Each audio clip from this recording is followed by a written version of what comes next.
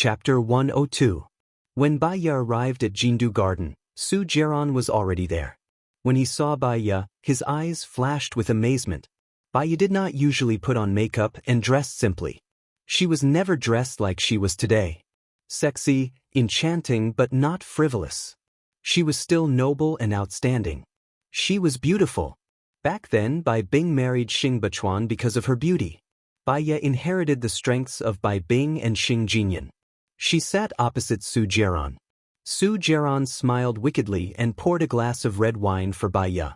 I was surprised that you would ask me out for a meal. Baya lowered her eyes. There was no deep hatred between you and me before.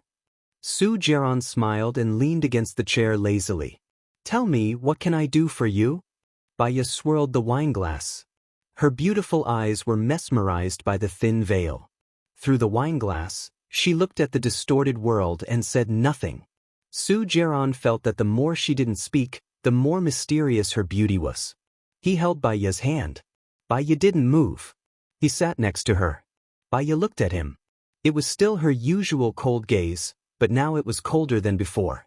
He had been looking for this kind of temperament, but he had never seen it except for her. Su Jiran's heart surged. He leaned over and kissed her on the lips. Baya blocked his lips. I do have something important to tell you. What? Su Jiran looked at Baya in fascination. You look so charming now. I seem to have wasted God's gift. Is it too late to regret it now? I'm going home, Baya said lightly. Go home? Who's home? My home? You know, I always welcome you here. Su Jiran smiled charmingly. Not your family. It's Xing Bachuan's family. I want to take back everything that belongs to me, Baya said firmly. Su Jiran was suspicious. You've never mentioned that you're the governor's daughter. You didn't even reveal it to Lu Shuang. Now, you're actually going back to Xing Bachuan's side. If you recognize reality, will you help me? Baya asked. Su Jiran moved closer to her, looked at her rosy lips, and said in an ambiguous tone, What can you give me then? What do you want from me? In fact, I don't have anything. You know that. If it weren't for the fact that I have nowhere else to go, I wouldn't have thought of having a governor as my dad. Baya mocked himself. Baya, I like you more and more now. Be my woman. Su Jiran's breathing became heavier as he kissed Baya's lips. Baya stood up and looked at Su Jiran coldly. When he was chasing after her, he also said that he liked her. What happened after that? I want to become Xing Bachuan's daughter, and you'll become my brother-in-law. It's better to maintain the basic distance between us. I want to enter the Xing family, and one of the problems is Xing Jinyan. I'll have to trouble you to explain it to me. Su Jiran's face darkened. He really didn't like it when women rejected him. He picked up his glass of red wine and drank it in one gulp. He said dangerously, I can help you. What about what I want? President Su doesn't lack women. Baya rejected him. Su Jiran also stood up and scrutinized her. Now that Gu Lingqing and Su Shaoling are about to get married, don't tell me you still have expectations for him? I know who is worth waiting for, who is worth protecting, and who is worth loving. President Su, you don't have to worry. I'll go and settle the bill.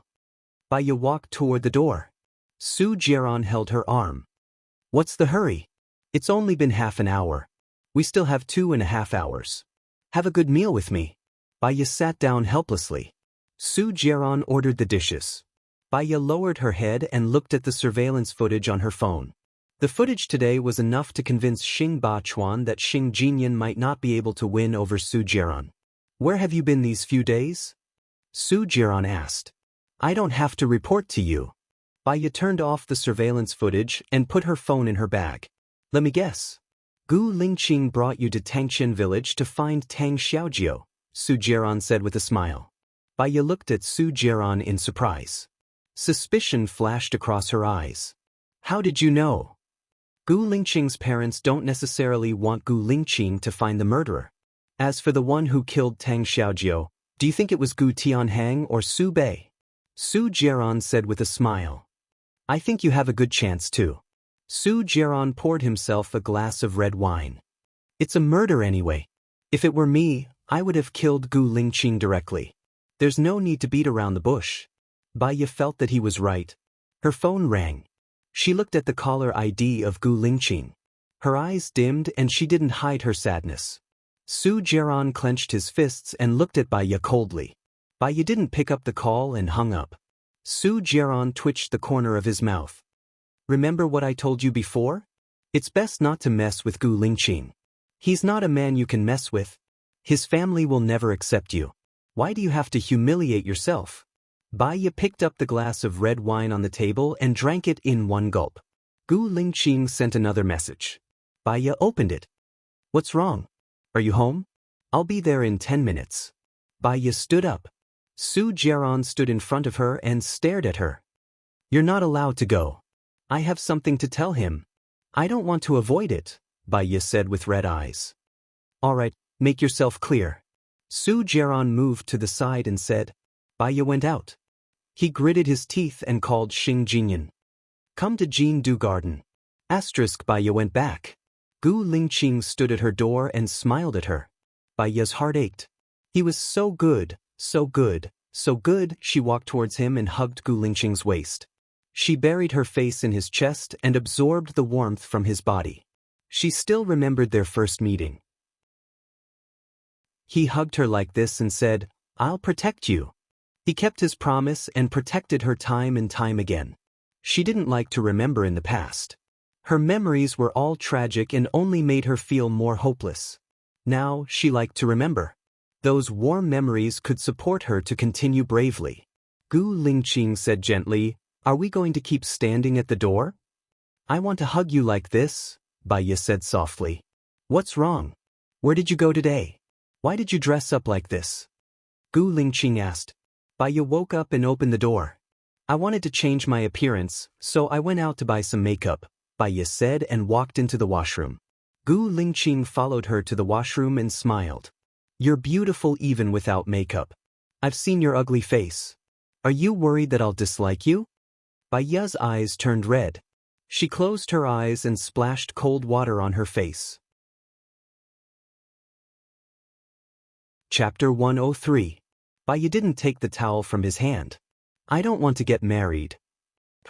Gu Lingqing paused for a moment. All right. He took out a jewelry box from his pocket, knelt on one knee and opened the jewelry box. There was a diamond ring in the jewelry box. Baiya, marry me, Gu Lingqing said seriously. The light from the roof fell on his handsome face, as if it was surrounded by a charming halo. The diamond ring was also very dazzling. She actually wanted to take it. She clenched her fists, squatted on the ground, and faced Gu Lingqing. Gu Lingqing noticed something was wrong. What's wrong? Gu Lingqing, I think it's too fast. 1 month is not enough for us to understand each other. Moreover, every time I think about Tang Xiaojiu's death, I always feel that we are responsible. I want to help him find the culprit of the village before I think about it. Gu Lingqing's eyes dimmed. Do you think you need to find the culprit before you think about it, or do you not like me? He asked directly. Baiya's eyes flickered, and she lowered her head. She couldn't say that she liked him, because saying that would hurt him. She also didn't want to say that she didn't like him, because that would hurt him. Gu Lingqing saw that Baiya didn't speak, and his face turned cold. What if I say that if I don't get married, I can only marry someone else? Are you still not willing to marry me? Baiya furrowed her brows. She understood. Gu Lingqing was in such a hurry to marry her, so that the Su family would give up on him. He was ready to bear any storm. If he didn't get married, he was afraid that he wouldn't be able to handle the things that would happen in the future, so he couldn't get married. He was cutting off his own path of retreat. Baiya didn't want him to cut off his own path of retreat. It's too rushed. Gu Lingqing gritted his teeth. He finally knew how cold she was. I understand. Gu Lingqing stood up and walked out of the door. Baiya looked at his back, and the words were stuck in his throat. Gu Lingqing, I like you, Baiya said in a colloquial tone as she watched him leave. When he left, she also felt a chill invading her limbs and bones. When Lu Shuang got off work, he opened the door and saw Baiya sitting on the sofa in a daze, looking cold. What's wrong? Lu Shuang asked worriedly. I'm thinking about my past. When I was in my first year of university, there was a school beauty contest. The one who came in first would get a 10,000 yuan prize and a chance to shoot a commercial. I really wanted to get the 10,000 yuan prize money. In order to be the campus belle, I did many things. Performing, dancing, doing talk shows, singing, cheering for the campus hunk in the field, etc., etc., etc., etc., etc., Baiya recalled. Lu Shuang smiled. I didn't expect you to be so crazy in your first year. Yeah, I really want that 10,000 bonus. Baiya smiled bitterly. And the result? How was it? Lu Shuang asked curiously. Someone rigged the votes. I'm not in the top 10. Baiya took a sip of water and swallowed the bitterness in her heart. And because I wanted it too much, I became a thorn in the eyes of some competitors. They messed with me a few times. It sounds like a tragic past. Never mind, those things are fake. Don't worry about it, Lu Shuang comforted her. I'm thinking that I overestimated myself and coveted something that shouldn't belong to me. That's why I'm worrying about nothing, Baiya judged and took a deep breath. Lu Shuang heard the hidden meaning in her words. Did you quarrel with Gu Lingqing again? Baiya shook her head. Shuang, I'm moving out in 2 days. But, oh, we're going to the military. But we still have to stay here during holidays, Lu Shuang reminded her. Baiya didn't want Lu Shuang to worry, so she didn't say why. She walked into the room and locked the door. Then, she sent the video she took in the private room in Golden Garden to Xing Bachuan. 10 minutes later, Xing Bachuan called and scolded her. How can you be so despicable? Su Jiaran is your future brother-in-law. You even seduced your future brother-in-law. Are you still human? If the purpose of this call is to scold me, then we have nothing to talk about. I'll have a good talk with your opponent, Baiya said coldly. How did I give birth to an ingrate like you? I should have aborted you. Xing Bachuan stomped his feet in anger. It's too late for you to say that now. I'm going home in 2 days. Can you arrange a job for me in the Commission for Discipline Inspection? Baiya said coldly. Do you think I'm the one who runs the Commission for Discipline Inspection? You'll have to take the exam to get in. I'll apply for it. I hope you can let me know about the interview. Of course, I think you can let your opponent know too. Baiya curled her lips. I really don't know what you want to do. I'm warning you. If you come back, don't destroy your sister's happiness. Do you understand?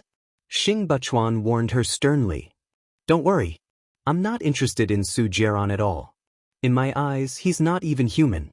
I'll wait for your good news. Baiya hung up the phone. She lay on the bed and closed her eyes. She couldn't fall asleep at all. Instead, she was planning her future. If she wanted to protect others, she had to be strong enough. 10 at night.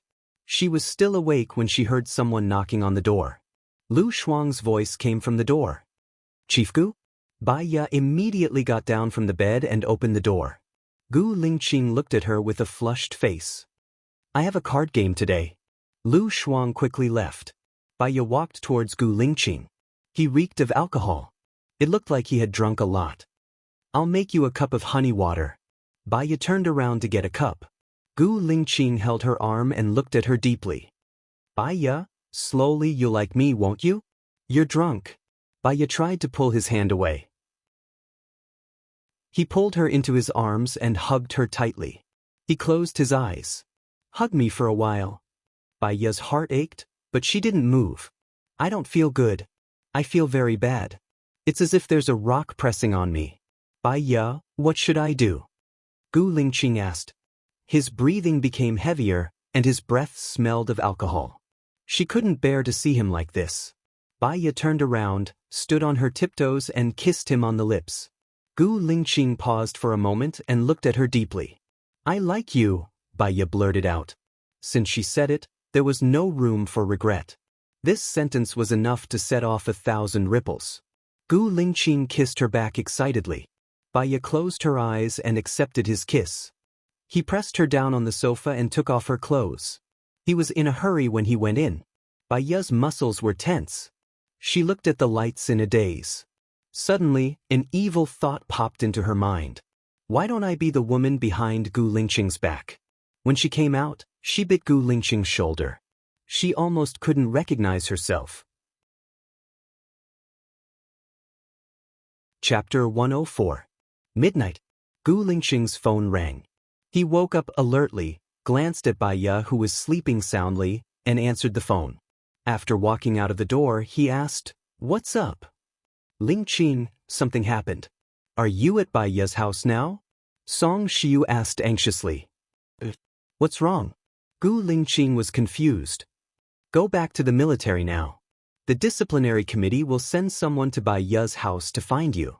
Once they find out that you and Bai Ye are sleeping together, you won't be able to explain yourself." "What's wrong with me sleeping together with Bai Ye? She's my girlfriend." Gu Lingqing was suspicious. "Bai Ye and Su Jiran haven't divorced at all. They set a trap to harm you. You should leave first." Song Xiu said. Gu Lingqing didn't believe that Bai Ye would harm him, but he believed that Bai Ye might have been deceived. "I'm straight. I don't need to run away. Lingqing, please. It's a critical time now. If you go in, your father, me, and our family will all be finished. No one can help us." "I know." Gu Lingqing hung up and went back to his room. Bai Ye had already woken up when Gu Lingqing's phone rang. She saw that Gu Lingqing didn't look well and asked worriedly, "What happened?" "The disciplinary committee is looking for me now. My mother said that you and Su Jiran haven't divorced yet. They want me to leave." "How is that possible? Su Jiran and I are divorced." Bai Ye was very sure. She took out the marriage and divorce certificates from the bottom of the cabinet and handed them to Gu Lingqing. Gu Lingqing's face darkened. "The seal is fake." "What?" Bai Ye was shocked. Knock, knock, knock. There was a knock on the door. Bai Ye did not have time to think. Since the marriage and divorce certificates were fake, Gu Lingqing couldn't stay here. If he was caught, his future would be ruined. "Leave now." Bai Ye opened the window anxiously. She saw that there was no one downstairs. The situation was urgent. Gu Lingqing was a person who could calm down in an emergency. "I'll contact you later." "All right." Gu Lingqing tore off the pillowcase, jumped out of the window, and slid down the pipe. Bai Ye threw the bedsheets and quilt cover down. After thinking for a moment, she threw her nightgown down as well. She believed that Gu Lingqing would handle it. She changed into new sheets, pillow covers, and pajamas. There was a bang. The outer door burst open.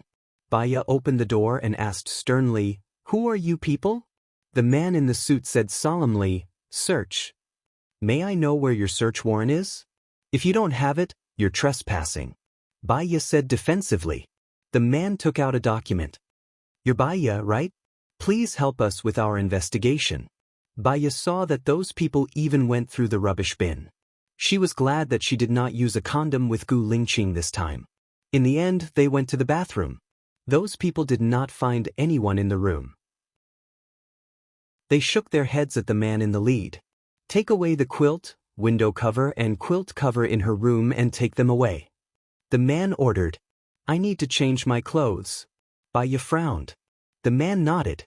"I'll give you 2 minutes." Bai Ye took the clothes and went into the bathroom.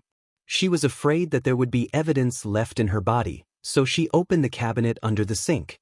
After Lu Shuang was raped by Shenyin, she was afraid of getting sick, so she bought a few bottles of clear water. Bai Ye quickly opened a bottle. There was a knock on the door.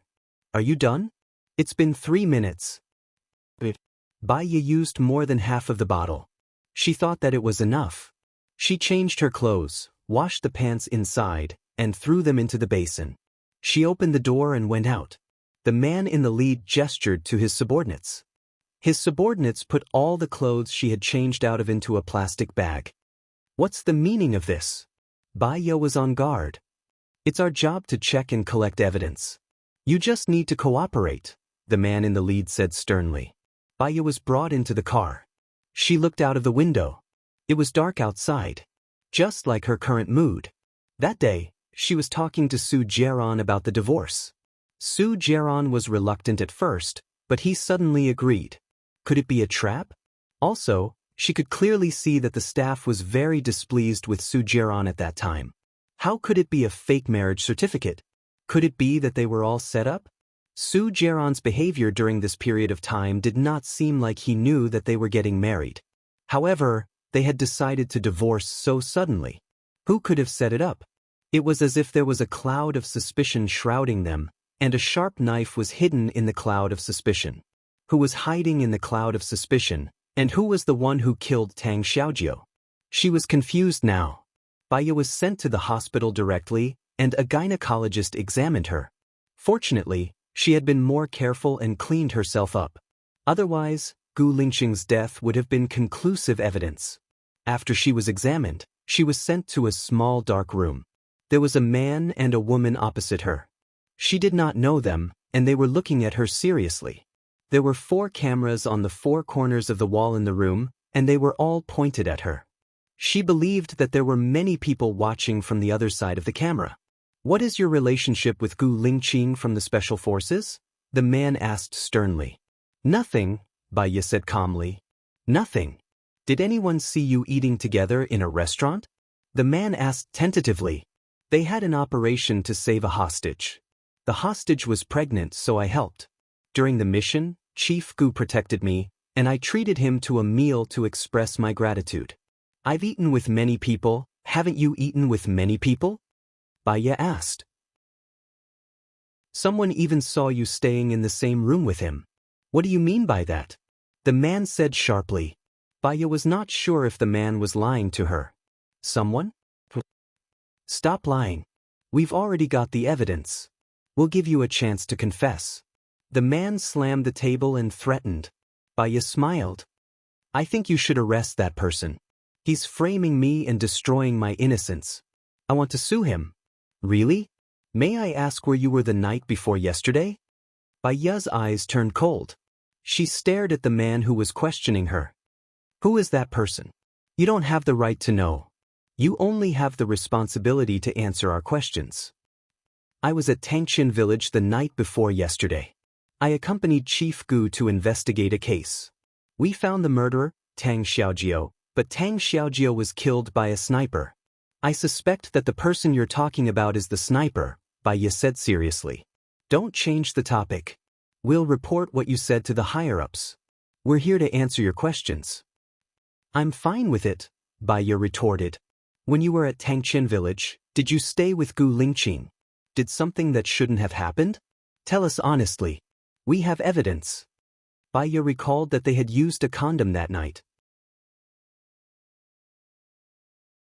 Chapter 105. She thought of many answers in an instant in her mind. For example, she could say that Su Jiran was in a fake marriage.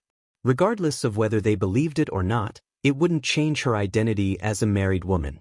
She didn't care if her reputation was ruined. She had nothing anyway, and she was afraid of harming Gu Lingqing. "We are going to investigate Governor Cheng in secret this time. We pretended to be a couple.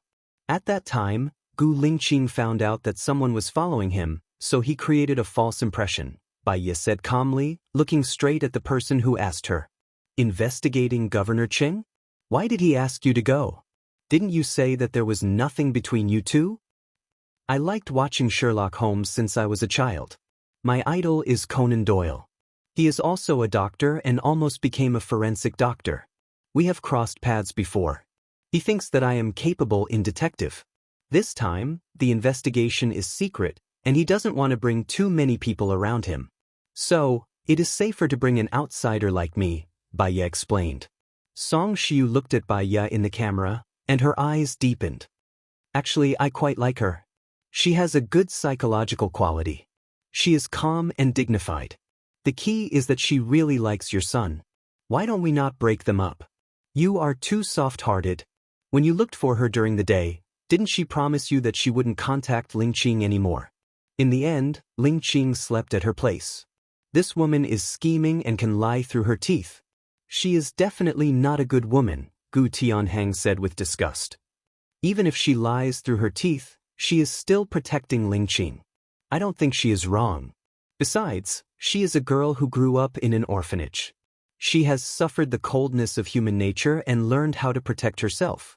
This is not the independence that a little flower in a greenhouse can have. Do you think Su Shaoling has it?"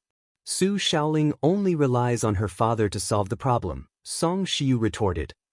"You also know that Su Jing stood up for his daughter?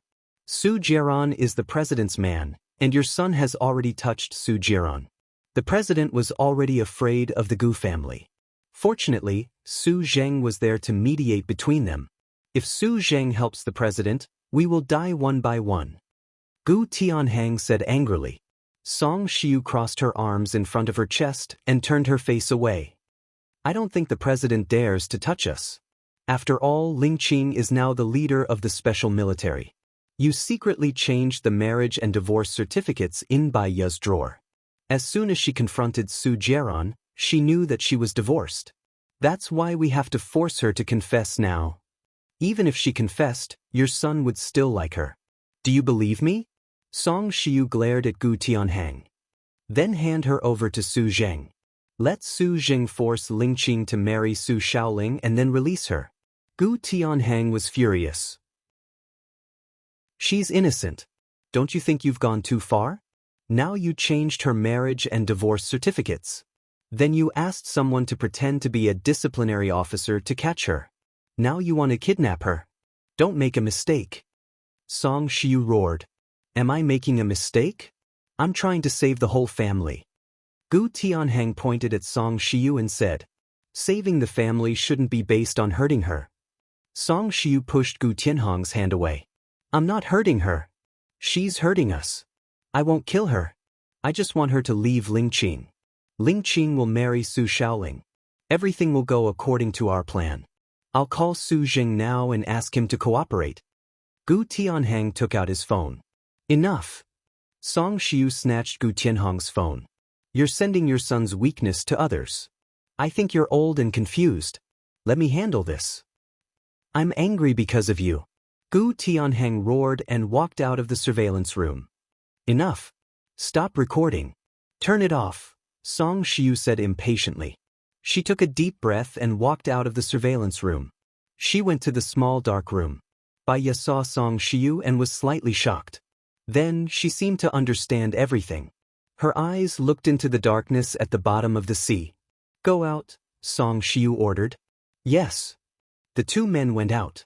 Bai Ya pursed her lips and looked at Song Shiu. Song Shiu sat down on the chair and was silent for a while. I want to know. Didn't you promise me that you'll leave Ling Qing? Why were you with him at night? Bai Ya frowned slightly. Her eyes were filled with mist. So, those people are not from the disciplinary committee but yours? You broke your promise first. I need time. I've already rejected Gu Lingqing's proposal.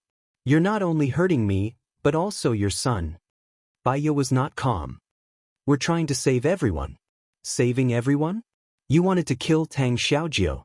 You've been following me to save everyone, and you even made me and Su Jiaran fake divorce? Let me tell you, I've slept with your son. Just because I didn't divorce him, your son is the one who's going to die. What am I? I'm just an ordinary citizen. It doesn't matter to me. Now that my affair has been exposed, I'll just move to another place to live. But your son will be ruined in your hands. Bai Ya stood up excitedly and broke the lamp on the table. Song Shiu clenched her fists and explained, we haven't been following you all this time. You and Su Jiaran are really divorced, but we've changed your family's marriage certificate and divorce certificate. We didn't kill Tang Xiaojiu, and we've been cleaning up the evidence you left behind. Tang Xiaojiu might have been killed by Su Zheng's men. Now we're also looking for the murderer, so that we can catch Su Zheng's weakness. Bai Ya, if you really love Ling Qing, help us. Help you with what? Admit that I had sex with Gu Lingqing? I've never seen a parent who would hurt their own child like this. Bai Ya stared at Song Shiu with bloodshot eyes. I'll take you to a place these few days. When you come back, Ling Qing and Su Shaoling have already married. I need your cooperation. Do you have any keepsake? Song Shiu asked with flickering eyes. Kidnapping? Bai Ya immediately understood what Song Shiu meant. I'm sorry, but we all want Ling Qing to have a successful career. Bai Ya turned her face away, and tears flowed down her face quietly. I don't have a keepsake. If you don't have a keepsake, then cut off one of her fingers. If one finger doesn't work, then cut off her hand. If one hand doesn't work, then cut off her leg. Gu Tianhang pushed the door open and said fiercely. He wasn't joking. I didn't do anything wrong. Bai Ya looked at Gu Tianhang in disbelief. I'll handle it. Take her away, Gu Tianhang said impatiently. Song Shiu had a bad feeling. She held Gu Tianhong's arm and said, Tianhong, I'll handle this. Don't hurt her. Chapter 106. If you dare to hurt her, I'll divorce you. I mean what I say. Song Shiu shouted at the door. Baiya heard it.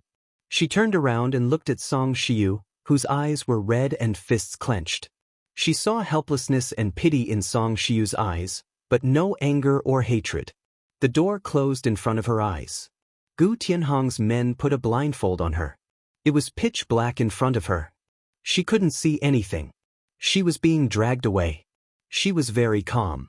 She didn't make a fuss or struggle, because she knew it was useless to make a fuss or struggle. She would only die faster. 2 hours later, her blindfold was taken off.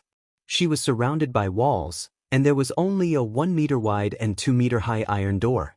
There was no bed, no bathroom, not even a bottle of water. There was only a table and a chair. A 50-watt light bulb on the top was emitting a faint light. A man wearing a mask put a few pieces of paper on the table and ordered, "If you want to live, copy the words on this paper." Baiya knew what to do. She knew it was Gu Tianhong who kidnapped her. After Gu Tianhong got what he wanted, he wouldn't let her live to see the sun rise the next day. I want to see Gu Lingqing's mother. Otherwise, I won't listen to anything you say. Baiya said resolutely. You're courting death. The leader slapped Baiya's face. Baiya turned her face away. She twitched the corner of her mouth and looked at the masked man coldly. Do you think I can live? Since I'm going to die, why should I be afraid of death? The leader slapped Baiya's face again. Baiya didn't make a sound. The leader was furious. He took out a knife and pressed Baiya's right hand on the table. He threatened, Are you going to write or not? Baiya looked at the leader fiercely. She pursed her lips. Her eyes were full of determination and hatred. Her eyes were too sharp. The leader was terrified. He slashed down with the knife. Baiya only felt a sharp pain assaulting her in an overwhelming manner. The fingers were connected to the heart. It hurts too much. She pressed the base of her little finger tightly. Her face was pale without a trace of blood, but her eyes were still sharp. The man in the lead was also shocked by Baiya's aura. She didn't even make a sound. He went out to make a report. Baiya lay on the table, his forehead covered in cold sweat as he stared at the red bloodstain on the table. She had a total of 2 relationships. For a while, her husband abandoned her like a worn-out shoe, hurt her at will, until her heart was full of holes. There was a period when she loved him, but she had no choice but to part with him. Her life was hanging by a thread, and she didn't have a good ending. At the end of the day, she was too weak to be respected. Therefore, she was like a fish on the chopping board, waiting to be slaughtered. If she could make it out alive this time, she would first make herself stronger. The man in the lead entered, followed by 2 people in white coats and masks. They stopped Baiya's bleeding, gave him an infusion, and gave him emergency treatment. Manager Song will be here soon. The leader said fiercely. 2 hours later, Song Shiu walked in. Baiya lay on the chair, unconscious. She took a look at Baiya's right hand. Her right little finger was gone. After treatment, it was bandaged, and she was receiving an infusion. You guys are too much. Hurry up and prepare a bed, water, and 24-hour medical care. Song Shiu ordered. Yes. The leader went out. Baiya opened her eyes in a daze. Because of the fever, her face was unusually red, but her lips were very dry, and the skin was broken. She looked very pathetic. Song Shiu's eyes were red, and she held Baiya's hand, apologizing. I'm sorry, Tianhong has become obsessed. I really didn't expect that he would ask someone to cut off your little finger. Baiya sneered, pulled her hand out, leaned back on the chair, and said indifferently, You husband and wife, one is playing the good cop, and the other is playing the bad cop. Your goal is the same. If you want to save me, there are 100 ways to do it. Why do you have to pretend? Song Shiu frowned, and was actually speechless. No matter what, the damage has been done. I hope I can make it up to you, Song Shiu said. There's no need to make it up to me. I just want to get out of here alive, Baiya said coldly, scrutinizing Song Shiu's expression. Don't worry, I can promise you that, but can you promise that you won't betray us? Song Shiu said worriedly. Baiya twitched the corner of her mouth and said sarcastically, do you think Gu Lingqing can't find out that you did it? I know he can definitely find out, and he will understand our good intentions. I don't believe he will do anything to us, Song Shiu was very sure. So, if I tell you, nobody will believe me. He won't do anything to you, but I won't live to see the sun rise the next day. It's meaningless for me to tell you, Baiya said in despair. Write it down and you can copy it. I promise you that you can get out of here alive, Song Shiu promised. Baiya stared at Song Shiu. I believe that Mrs. Gu is a sentimental person.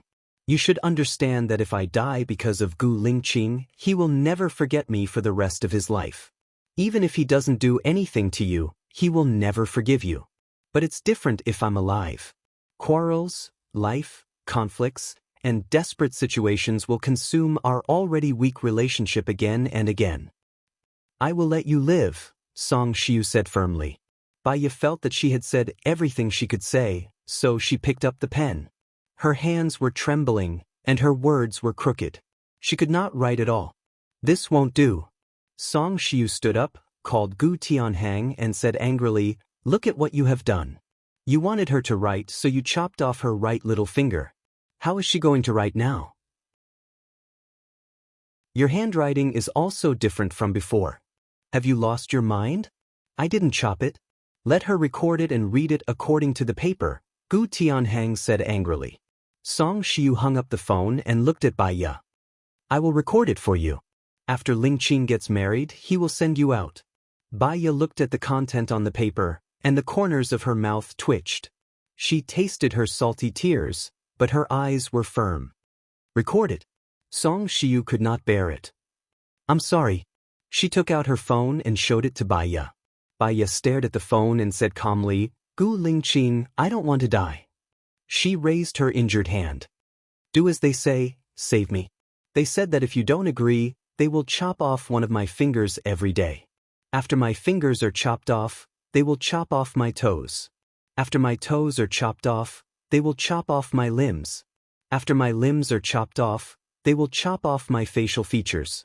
Song Shiu frowned and turned her face away. Baiya was silent for 10 seconds, and her tears flowed quietly. I beg you, let me go. Song Shiu turned off the video. You are a good girl, but Lingqing is not suitable for you. You will find a suitable man in the future, and if you need help, come and find me. Baiya closed her eyes, and her head was heavy. She leaned on her arm. Once again she felt how small, helpless, and desperate she was. Chapter 107. When Baiya woke up, she asked Song Shiu to look at the clock. The clock was placed on the table. She clearly knew that she had been locked up in the small dark room for 7 days. In those 7 days, she didn't say a word. On the morning of the 8th day, she was blindfolded and taken to a van with no license plate. The van went around and she changed cars a few times. After 3 hours, she was thrown out of the van. Baiya took off the blindfold. The light at 10 o'clock was very dazzling. She couldn't open her eyes at all. She closed them again and slowly opened them. What she saw was a fountain. In the fountain, there was a statue of a woman holding a child. It was very ironic. The trees were very green, the grass was very green, and the flowers were very red. She was still alive. Baiya saw that she was near a park.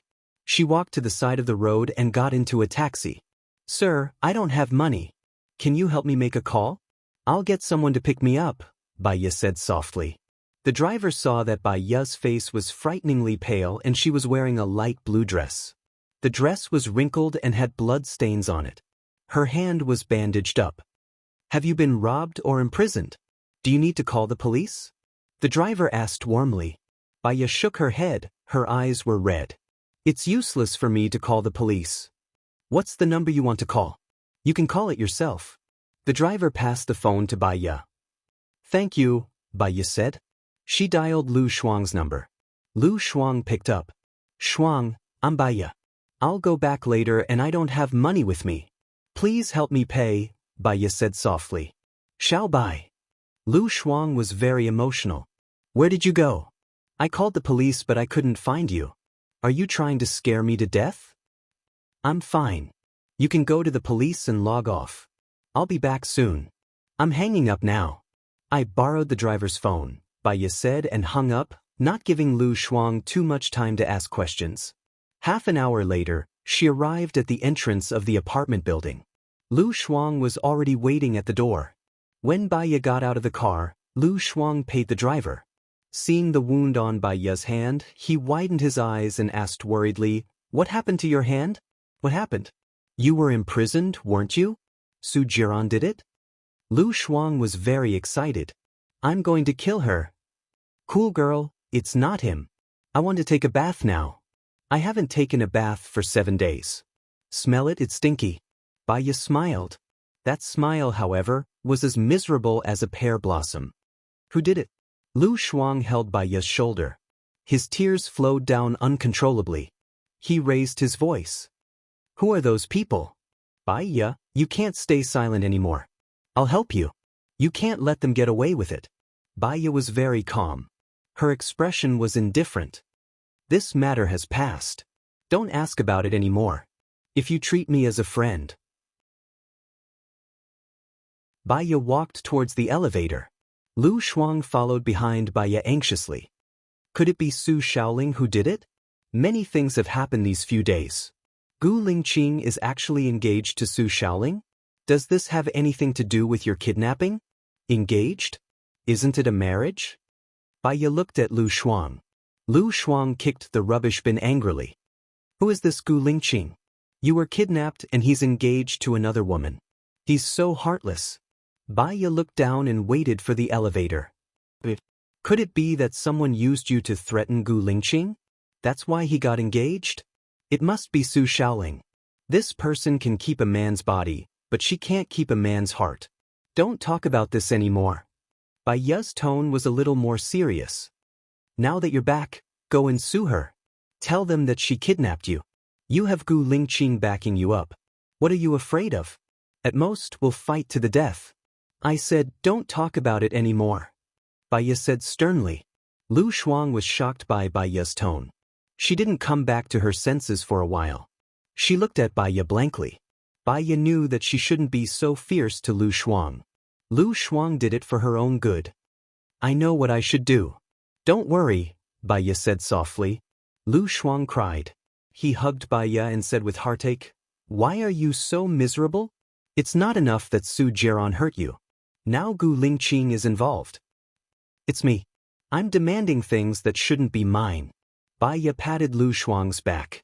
She looked at the air calmly as if she was relieved after going through life and death. In the future, it won't be worse than now. Life will only get better. Yes, it will definitely get better. Baya went back to her room and took her clothes to the washroom. Do you want me to help you wash up? Lu Shuang was worried. Baya shook her head. The wound has already scabbed. What should be healed is already healing. I'm also a doctor. I know what to do. It's okay. Don't worry. She went into the washroom and washed up. When she was putting on her clothes, she heard a hurried knock on the door. Lu Shuang went to open the door. Gu Lingqing rushed in and said in a choked and emotional voice, Where's Baya? Haven't you hurt Baya enough?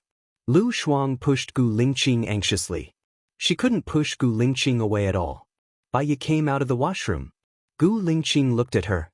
His deep eyes were filled with tears. He didn't hide the turbulence in his heart. He hugged her tightly. It's good that you're fine. I'm sorry that I didn't protect you well. Baya put her hands down. She didn't hug him back. Her eyes were misty as she looked forward. Her heart was numb from the pain. Gu Lingqing had lost a lot of weight. He almost went crazy when he saw the video of her. In the past 7 days, he didn't sleep for a single day. He didn't even close his eyes. He searched everywhere. He searched like crazy. He almost killed Su Shaoling. He smashed Gu Tianhong's office and destroyed all the furniture in the Gu family's villa. He looked at her severed finger and chopped off his little finger as well. Gu Tianhong forced him to marry Su Shaoling. Song Xiu forced him to marry Su Shaoling. Su Jing forced him to marry Su Shaoling. Almost everyone around him forced him to marry Su Shaoling. He fought with them with his wits and courage. Every day, he was on the verge of a nervous breakdown. He was afraid to see another finger of hers. He told everyone, if she was cut off, he would cut off one of his own. What made him even more desperate was that he found out that it was his father and mother who kidnapped Bai Ye. In his anger and grief, he got a turning point. He was engaged to Su Shaoling. His parents had to let Bai Ye go. Otherwise, he and Bai Ye would die together. In the end, he succeeded in the negotiation. They got engaged yesterday. Bai Ye was released today. Gu Lingqing, don't look for me anymore, Bai Ye said softly. Gu Lingqing clenched his fists. The blood vessels in his neck were popping. He understood that if he continued to tangle with Bai Ye, he would kill Bai Ye. He had to be strong and invincible to protect her. Gu Lingqing's voice was choked with sobs. Chapter 108. Bai Ye stared straight ahead, and a crack flashed across her calm eyes. All the pain and unwillingness were hidden in this crack, and it became pitch black. However, Gu Lingqing didn't see her pain because he was holding her. He looked at her affectionately, helplessly, apologetically, and heartache. I'm sorry, Gu Lingqing choked with sobs. Bai Ye lowered her eyes, and her long eyelashes covered the window of her heart. Her voice was as light as autumn orchids. I won't forgive you. Gu Lingqing was stunned. His Adam's apple moved, and he swallowed his bitterness. Her hatred, her complaints, he would bear all of it. Fine, my life is waiting for you to take it at any time. Bai Ye said coldly.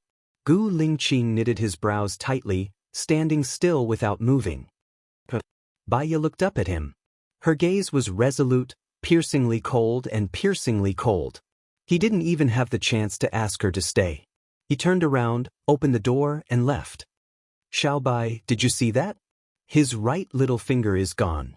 He must have cut it off for you, Lu Shuang choked with sobs. How could Bai Ye not see it? She saw it as soon as he came in. However, she had no choice. During that period of time, she felt like she was dying. She knew that he felt the same way. He had fought for his marriage to become an engagement. He had tried his best. She didn't blame him. She only blamed them for being too weak. That, I won't forgive you, was a reminder to him and to herself. She didn't want their love to be a sacrifice to protect each other. She wanted to be strong. I know what to do in the future, Bai Ye said with certainty. Is there no way at all? Lu Shuang felt sorry for them. I think Gu Lingqing really likes you. Bai Ye said and looked at Lu Shuang firmly. I want to apply for this year's discipline inspection. I want to enter the cabinet. I want to become an important person. She also went out. Lu Shuang was worried about Bai Ye, so he followed them. Bai Ye bought a new phone and went to the business office to apply for her old phone number. She called Xing Bachuan. I'm Bai Ye. Have you made up your mind? Why didn't you pick up my calls? Xing Bachuan reproached. Whether I take it or not doesn't change your decision. What's your decision? Bai Ye asked coldly. Let's talk after we meet. Where you now?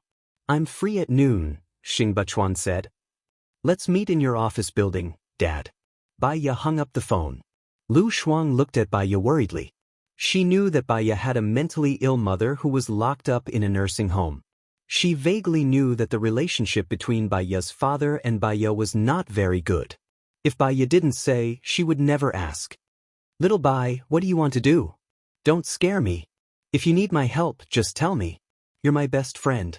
I'm willing to do anything for you, Lu Shuang said worriedly. I'm going back to that home. Thank you, cool girl.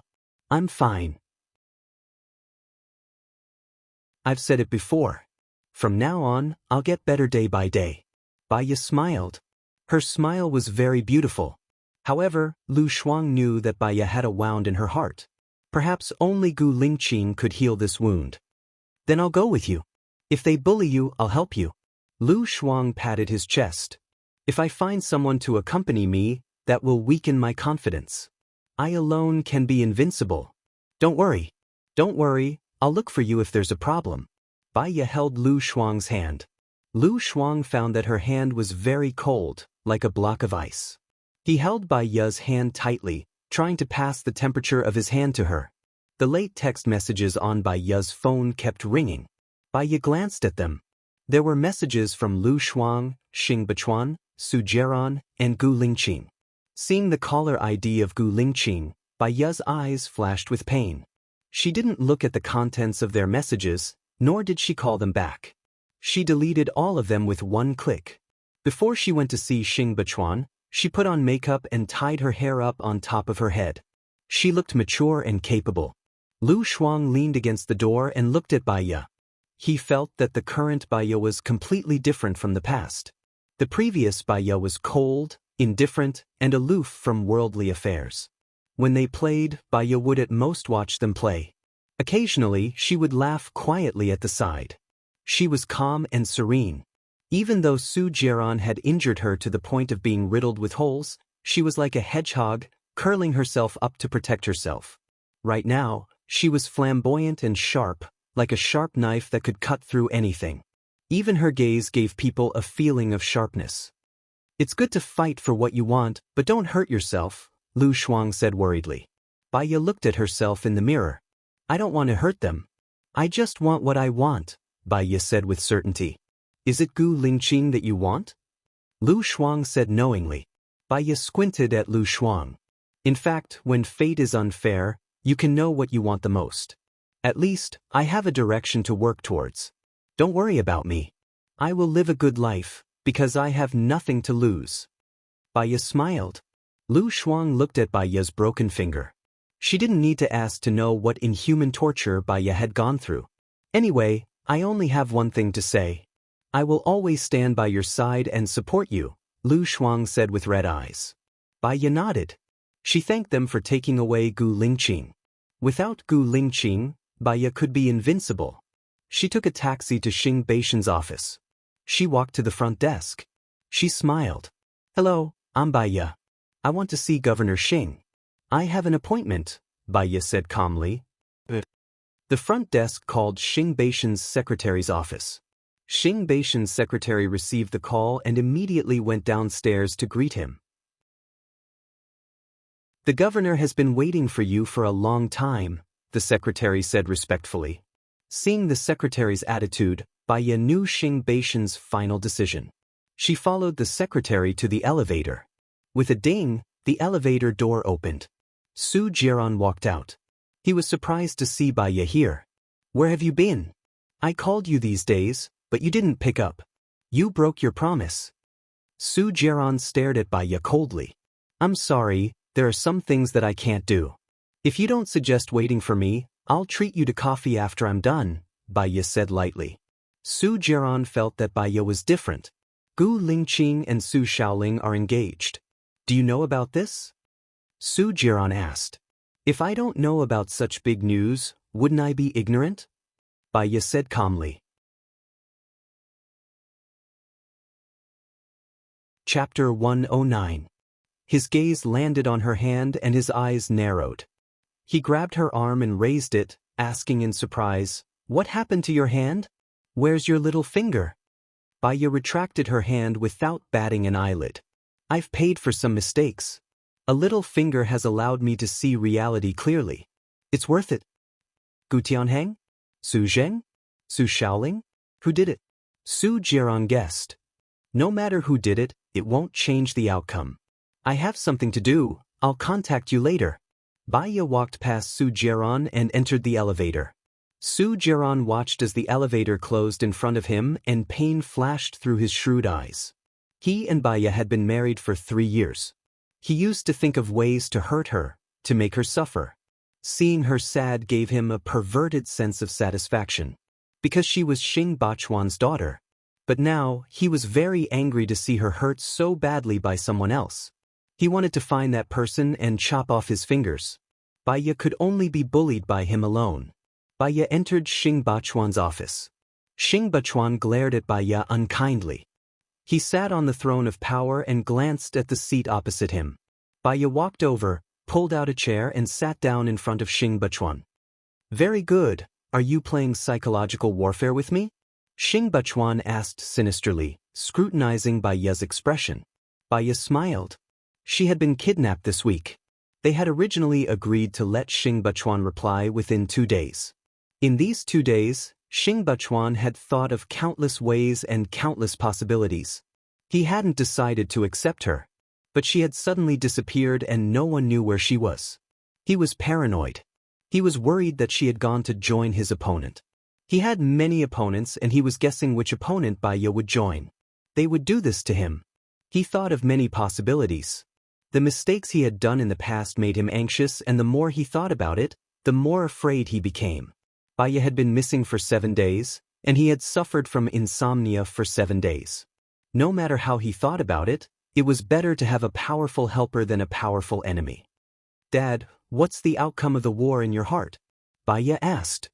"I want to know your motive. How can I be sure that you don't want to harm me? After all, I hurt your mother." Xing Bachuan stared at Baiya warily. "Bai Bing is my mother, and you are my father. Both of you are my family. You hurt my mother, and my mother hurt me. If it wasn't for the people next door who saved me, I would have been killed by Bai Bing. All these years, I've had a hard time. The pressure of work, the pressure of life, the pressure of marriage has been overwhelmed. I want to live a good life. No matter how I thought about it, only my father could give me a good life. Why would I harm you? I'm not stupid. Harming you is the same as harming myself. Not only will I not harm you, I will even help you."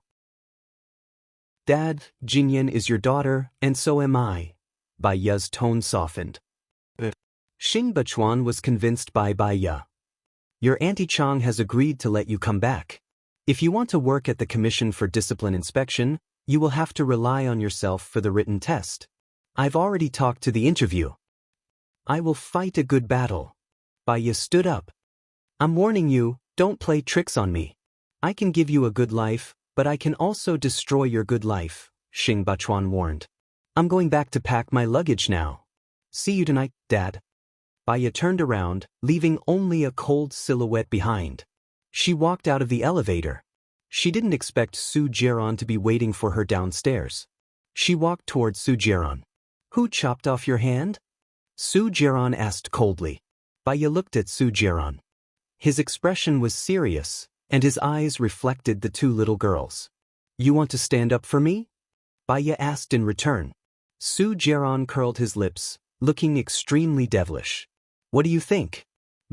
Su Jiaran's ex-wife isn't someone anyone can bully." Baiya sneered. She really didn't believe that he would stand up for her. It was just sweet words to coax a little girl. She was no longer a little girl. "Su Shaoling." Baiya said these 3 words, turned around, and walked towards the door. "Didn't you say you were going to treat me to coffee?" Su Jiaran said to Baiya's back. Baiya didn't even turn her head. Su Jiaran chased after her and grabbed her arm. He was a little annoyed as he ordered, "You already owe me 6 hours. You have to have coffee with me now."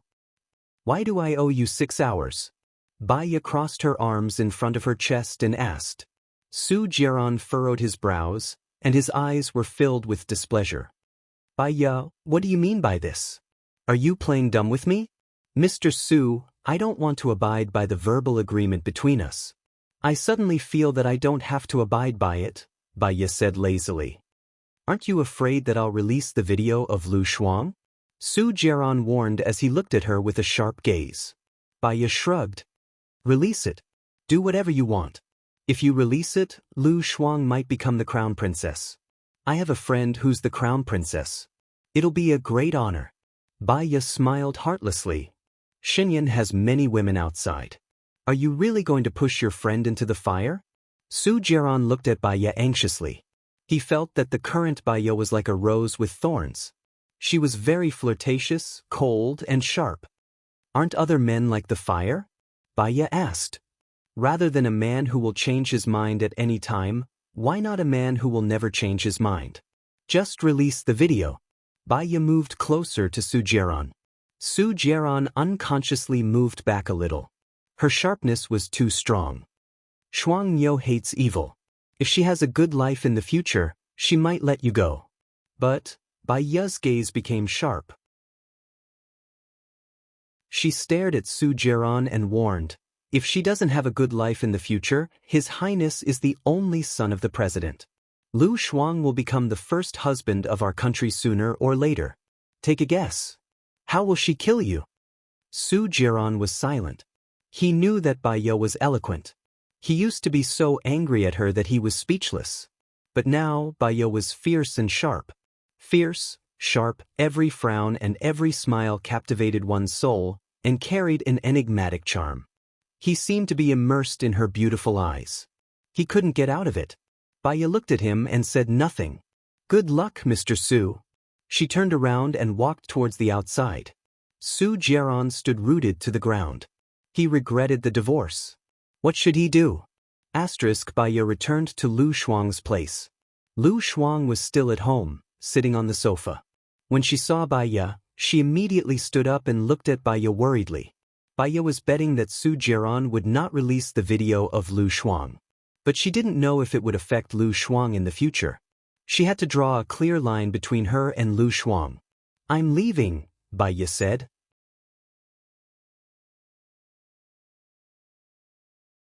Chapter 110. Bai Ye left the house. Su Jiran held her hand and walked to his car. Bai Ye was annoyed. She shook off Su Jiran's hand and shouted, Su Jiran, what do you want? What do you want? You've been studying in your room these days. You've given up your major and career just to go to the Discipline Inspection Commission. Who do you want to discipline? Su Jiran asked tentatively. What are you afraid of? It's fine as long as it's not you, isn't it? Bai Ye's eyes were cold. You're not thinking of Su Zheng, are you? Bai Ye turned her face away. Su Jiran chuckled and leaned against the car door lazily.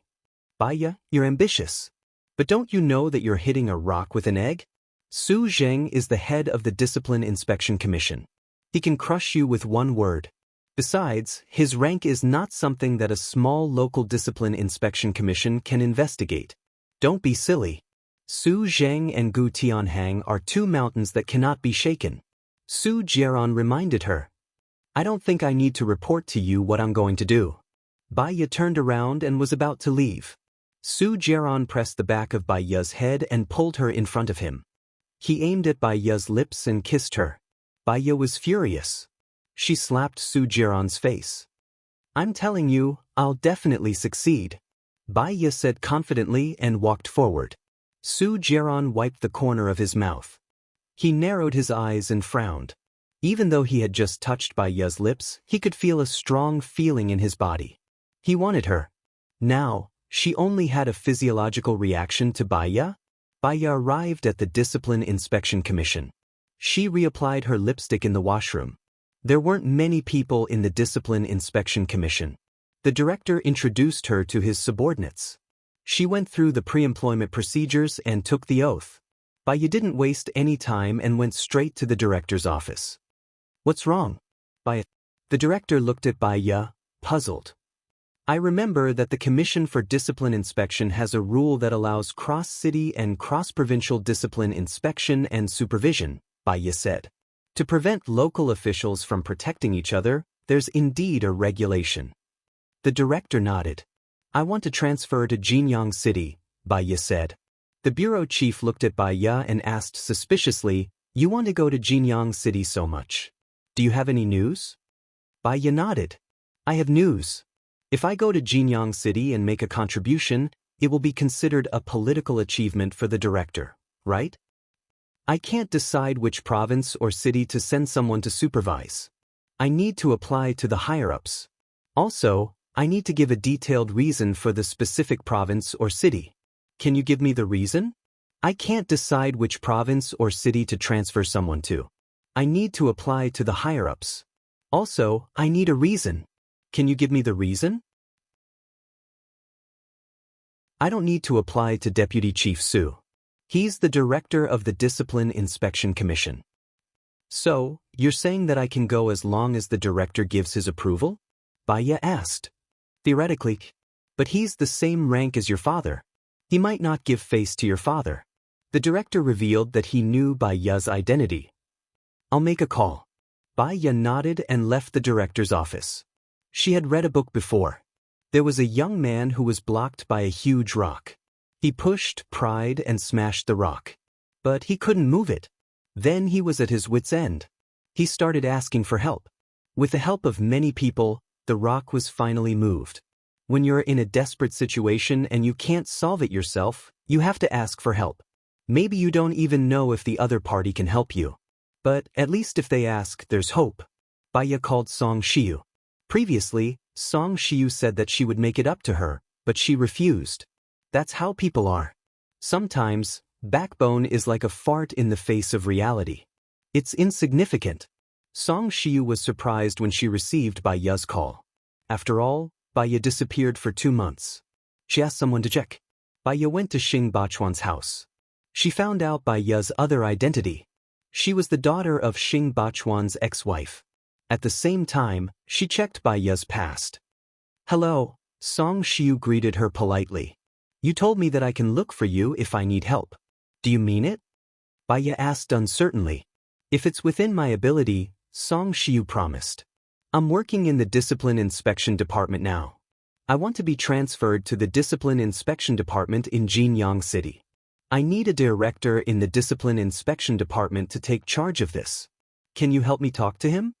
Baya asked calmly. "Sure, it's not a big deal. I'll call you in the afternoon after I'm done," Song Shiyu agreed readily. "Thank you." Baya was about to hang up. "Did Gu Lingqing contact you?" Song Shiyu asked immediately. Hearing the name Gu Lingqing, Baya's heart still ached. She lowered her eyes and said calmly, "He won't contact me. Don't worry, Mrs. Gu. He must know that we kidnapped you. Now he doesn't care about us. He doesn't answer our calls and doesn't even go home.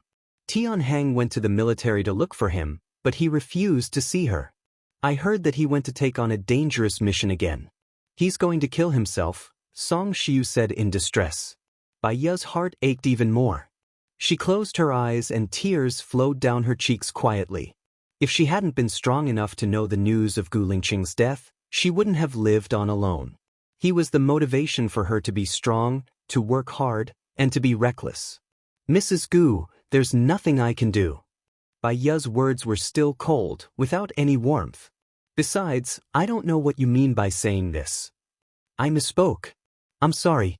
I'll call for help now. I'll contact you later." As soon as Song Shiyu finished speaking, Baya hung up the phone. She was caught off guard. She thought it was reasonable. She had hurt the girl so much. What did she want Baya to do now? Song Shiyu was reliable. At 11 o'clock in the afternoon, Baya received a call from Song Shiyu. "They've agreed. You can ask your director to approve the application today. You can go to Jinyang City for discipline inspection tomorrow," Song Shiyu said with a smile. "Thank you." Baya was still cold. She hung up the phone and went straight to the director's office. "Director, the higher-ups have agreed. You can apply now," Baya said. The director didn't think that Xing Bachuan had the ability to get help from the higher-ups so quickly. This Baya had a more powerful force supporting her than Xing Bachuan. He didn't want to offend Baya and ruin his future, so he applied immediately. "I've contacted the director in Jinyang City. I'll ask someone to book a plane ticket for you now. Tomorrow, they'll send someone to pick you up. If there's any situation, report it in time. I'll try my best to cooperate with you," the director said politely.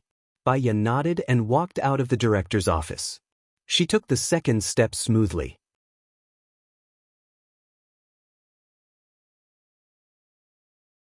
Chapter 111.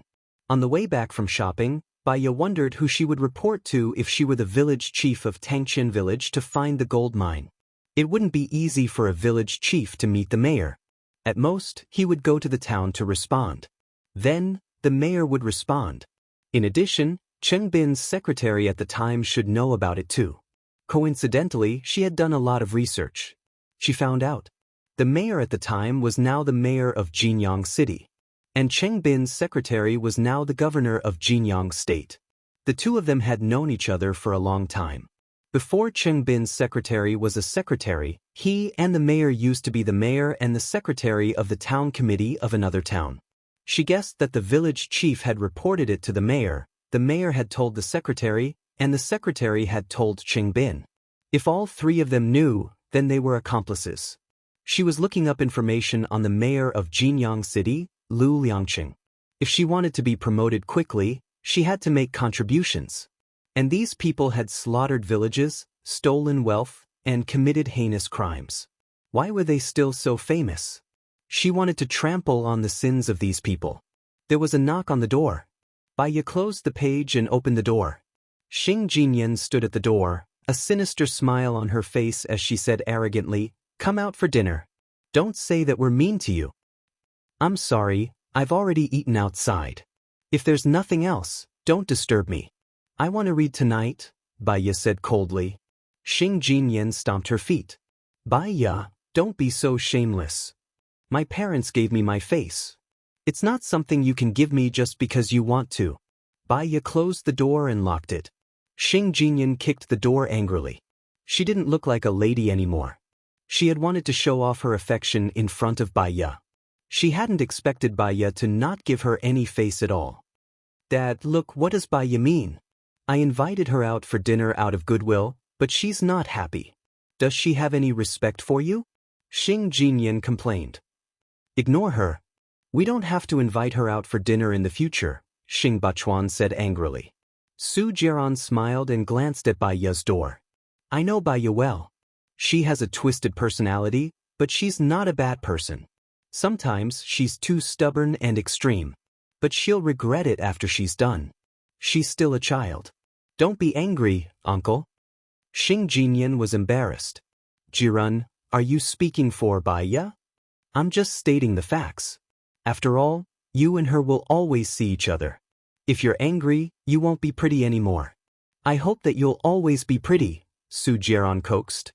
Xing Bachuan drank a mouthful of water. "Jiaran is right. After all, things are already like this. So, when are you guys getting married?" "Jiran," Su Jiaran said. "Yeah, Jiran are, I have you." "Xing, ya Jiran is me. Jabai Su." Su Chen Xing Jinyan's face darkened even further, and he muttered softly, "I thought you've never touched Baiya before? People don't know. Gossip is a fearful thing. Nian, I don't want you to get hurt. Plus, I've just been demoted from my position as the deputy director. Many people are watching me. I'm free now. Can I go overseas with you?" Su Jiaran pulled Xing Jinyan into his arms. Xing Jinyan felt better when he heard that they were going overseas. He looked at Xing Bachuan. "Dad, it's not easy for Jiran to start a company. Can we just give him the land he wants?" Xing Bachuan nodded. "We'll do it according to the rules. Otherwise, people will think that I'm biased.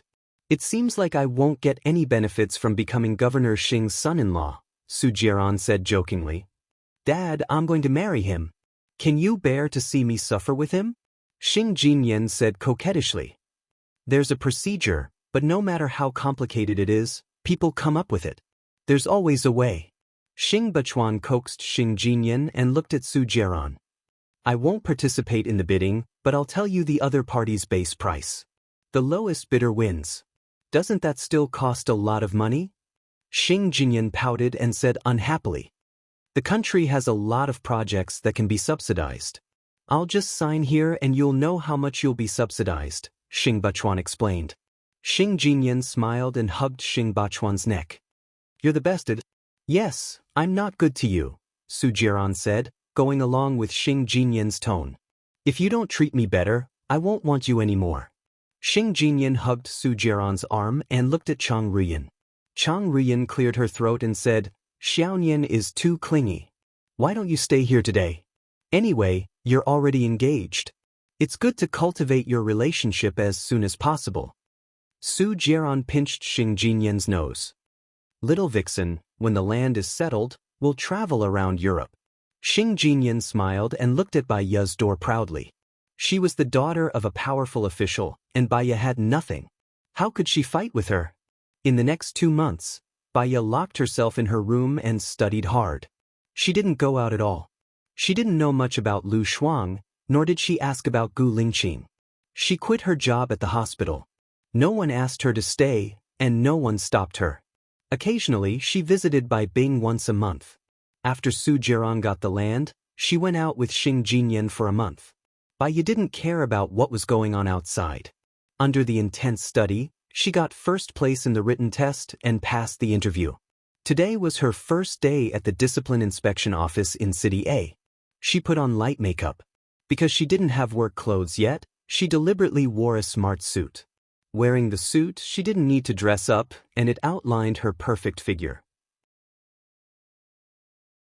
Baya came out of the room with her bag, and her waist was suddenly held. She turned around and looked at Su Jaron. Su Jaron pushed her into the bathroom next door. His eyes were sparkling, and he looked at Baya, not hiding his surprise at all. His eyes fell on her rosy lips, and he said evilly, "Baya, you're so charming." Baya remained cold. "Let go. I miss you," Su Jaron said in a husky voice. He held her hand, pressed it against a certain part of his body, and kissed her lips. Baya calmly took a photo with her phone. Su Jaron looked at her warily. Baya smiled. "Believe it or not, I'll send the photo to Xingjinyan." Su Jaron leaned against the door, crossed his arms, and looked at her lazily. "Send it whatever." Baya couldn't do anything to a person like Su Jaron. "Aren't you worried that Xingjinyan will find out about your dirty side and won't want you anymore?" "Actually, Xingjinyan and I have been together for more than 3 months. I've been tired of her for a long time, and I want to find a reason to dump her. Why don't you help me think of one?" Su Jaron brushed the hair in front of Baya's forehead. Baya pushed Su Jaron away, opened the door, and went out. Su Jaron followed her out. Xingjinyan saw them walking together on the stairs, and he clenched his fists. Ever since Su Jaron and Baya divorced, he had never touched her again. Even when they went on a vacation together, he was not interested in it. She begged him to do it a few times, but Su Jaron couldn't get out every time. He had to use his mouth and hands to settle it. For the past month, although Su Jaron had been sleeping in the same room with her, no matter how she seduced him, he wouldn't get big. She was jealous, and her blood was boiling. She couldn't just sit and wait. Didn't Baya like Gu Lingqing?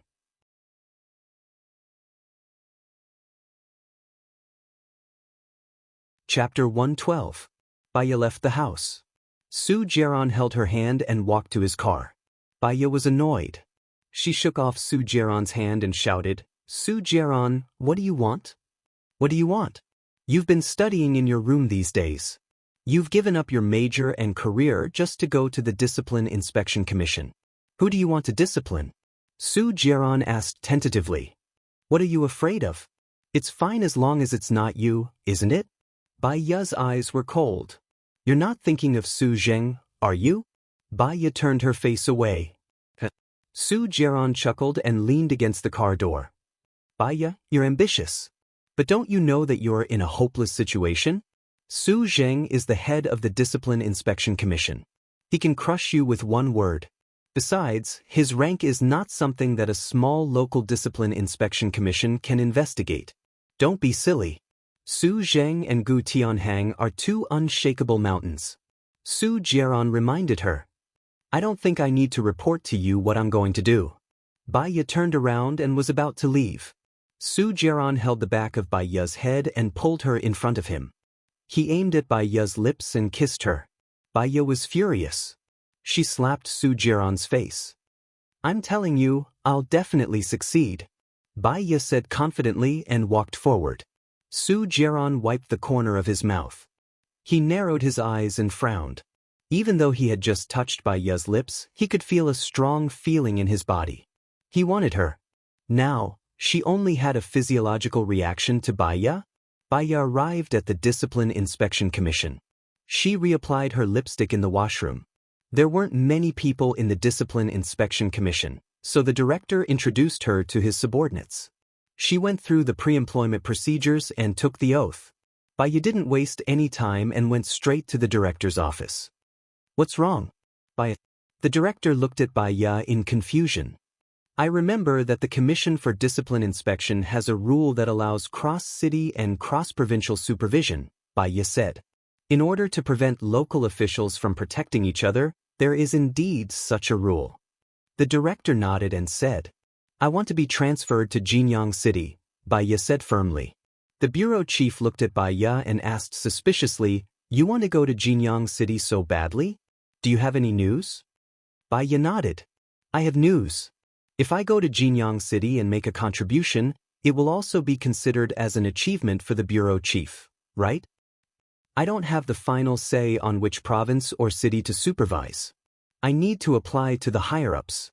Also, I need to give a detailed reason for the specific province or city. Can you give me the reason? Who are you going to apply to? Su Zheng? Baiya wasn't sure about the process. I don't need to apply to Deputy Chief Su. It's a director in the National Commission for Discipline Inspection. In other words, as long as the director gives his approval, I can go there directly. Baiya asked. Theoretically. However, his rank is the same as your father's.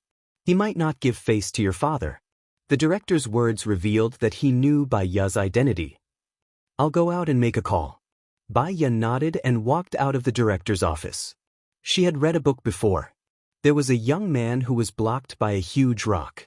He pushed, pried, and smashed the rock, but he couldn't move it. In the end, he was at his wits' end and started asking for help from everyone he met.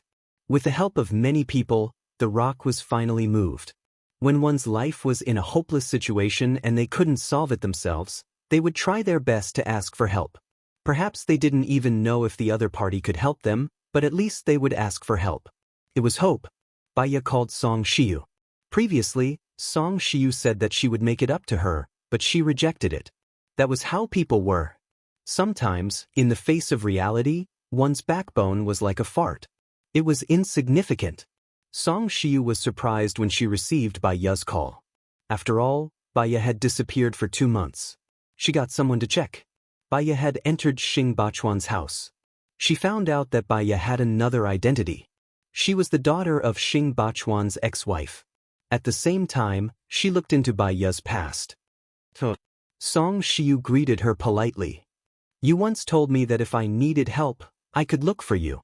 Do you mean it? Baiya asked uncertainly. If it's within my ability, Song Shiyu promised. I'm working in the Discipline Inspection Department now. I want to be transferred to the Discipline Inspection Department in Jinyang City. This needs a director in the Discipline Inspection Department. Can you help me talk to him? Baiya asked calmly. Sure, it's a small matter. I'll call you in the afternoon after I'm done. Song Shiyu agreed readily. Thank you. Baiya was about to hang up. Did Gu Lingqing contact you? Song Shiyu asked immediately. Hearing the name Gu Lingqing, Baiya's heart still ached. She lowered her eyes and said calmly, He won't contact me. Don't worry, Mrs. Gu. He must know that we kidnapped you. Now he ignores us, doesn't answer our calls, and doesn't even go home. Tian Hang went to the military to look for him, but he refused to see her. I heard that he went to take on a dangerous mission again. He's going to kill himself, Song Shiyu said worriedly. Baiya's heart ached even more. She closed her eyes and tears flowed down her cheeks quietly. If she hadn't been strong enough to know the news of Gu Lingqing's death, she wouldn't have lived alone. He was her strong, hard-working, and desperate motivation. Mrs. Gu, there's nothing I can do. Baiya's words were still cold, without any warmth. Moreover, I don't understand the meaning of your words. I misspoke. I'm sorry. I'll call someone for help now. I'll contact you later. As soon as Song Shiyu finished speaking, Baiya hung up the phone. She was caught off guard. It made sense. She had hurt the girl so deeply. What did she want Baiya to do now? Song Shiyu was reliable. At 11 o'clock in the afternoon, Baiya received a call from Song Shiyu. They've agreed. You can ask your director to approve the application today. You can go to Jinyang City for discipline inspection tomorrow, Song Shiyu said with a smile. Thank you. Baiya was still cold. She hung up the phone and went straight to the director's office. Director, the higher-ups have agreed. You can apply now, Baiya said. The director didn't think that Xing Bachuan had the ability to get help from the higher-ups so quickly. This Baiya had a more powerful force supporting her than Xing Bachuan. He didn't want to offend Baiya and ruin his future, so he applied immediately. I've contacted the director in Jinyang City. I'll ask someone to book a plane ticket for you now. Tomorrow, they'll send someone to pick you up. If there's any situation, report it in time. I'll try my best to cooperate with you, the director said politely. Baya nodded and walked out of the director's office. She took the second step smoothly.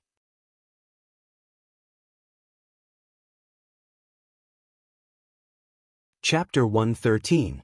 The director was very helpful and booked a 17:20 p.m. flight to Jinyang City for her. Baya went back to the Xing family to pack her small luggage.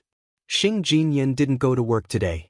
When she saw Baya dragging her luggage, she went forward to stop Baya. "Where are you going?" "I don't need to report to you where I am going." "Get out of my way," Baya said coldly. "Jiran is going to America for a business trip today. Are you going there too?" Xing Jinyan was suspicious and anxious. Baya laughed. "Xing Jinyan, have you lost yourself? Where's your confidence? Where's your charm? Are you afraid that you, a rich missy, will lose to someone like me who has nothing?" "How could I lose my confidence? Jiran built a new company and gave it to me.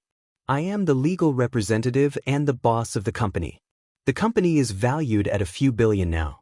Why would I be afraid of losing to you?" Xing Jinyan said sarcastically. "I am just reminding you not to overestimate yourself. Then live your life well. Don't worry, as long as you don't target me, I have no interest in ruining your peaceful life."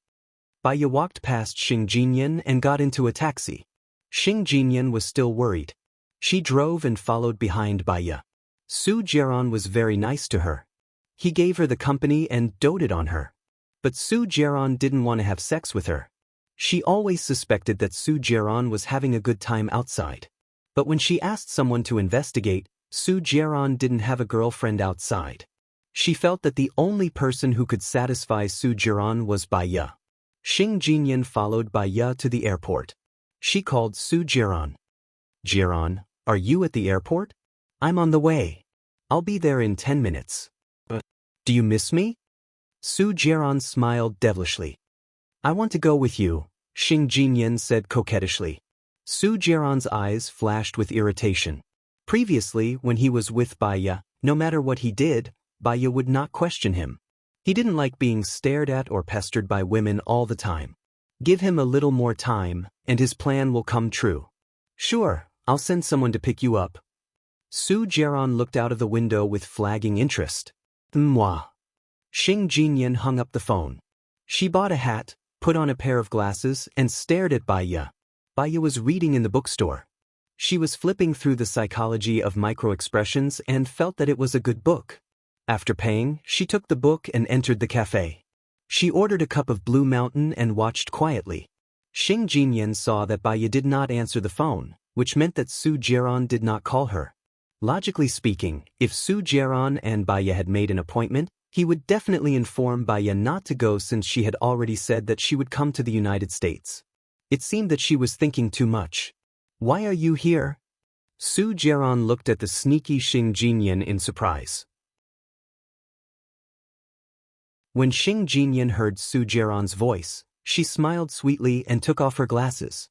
"I wanted to give you a surprise." "I'm sorry, I'm only surprised, not happy. My man has already gone to pick you up at home. If you're not at home, who will he pick up?" Su Jiran was a little annoyed, and his tone became a little harsh. He dialed a number. "You don't need to pick him up."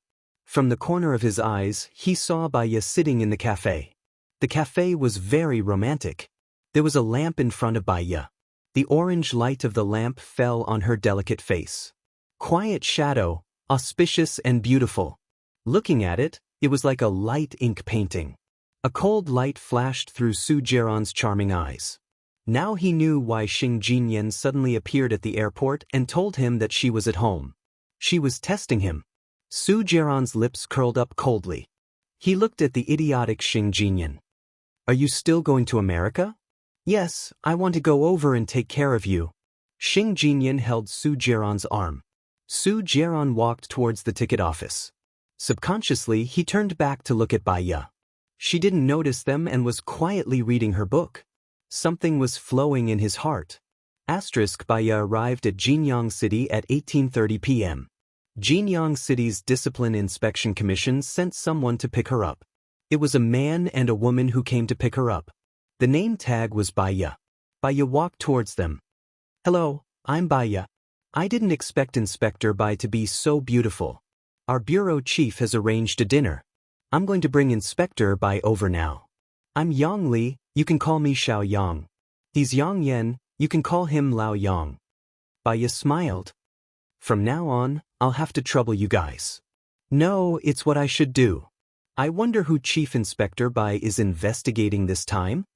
Yang Li smiled and asked tentatively. I'm just looking around. It's a routine inspection. It's a normal procedure. Baiya looked at Yang Li and said. Yang Li's eyes were sparkling. I heard from the bureau chief that you came here from nowhere.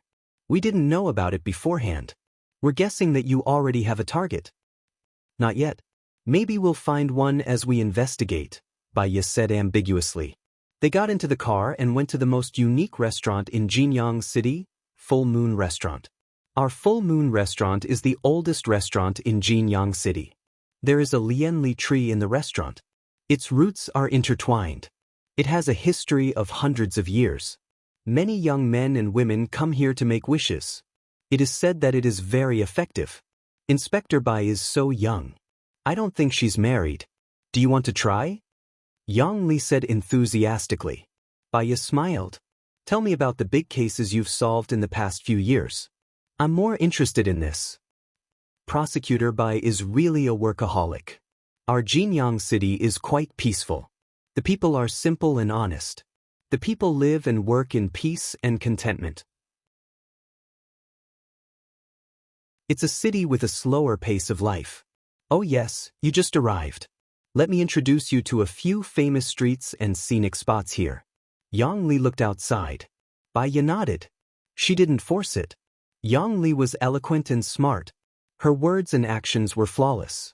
No wonder the Jinyang Procuratorate sent her to pick them up. However, Baiya vaguely heard some problems from her evasiveness and her deliberate avoidance of taboo topics. She didn't say anything. She looked at the ancient and mysterious Jinyang City with gloomy eyes. After driving for half an hour, they arrived at Full Moon Restaurant. There weren't many people in the private room. There were only 3 of them. Zhong Tong, the finance officer of the Jinyang Procuratorate.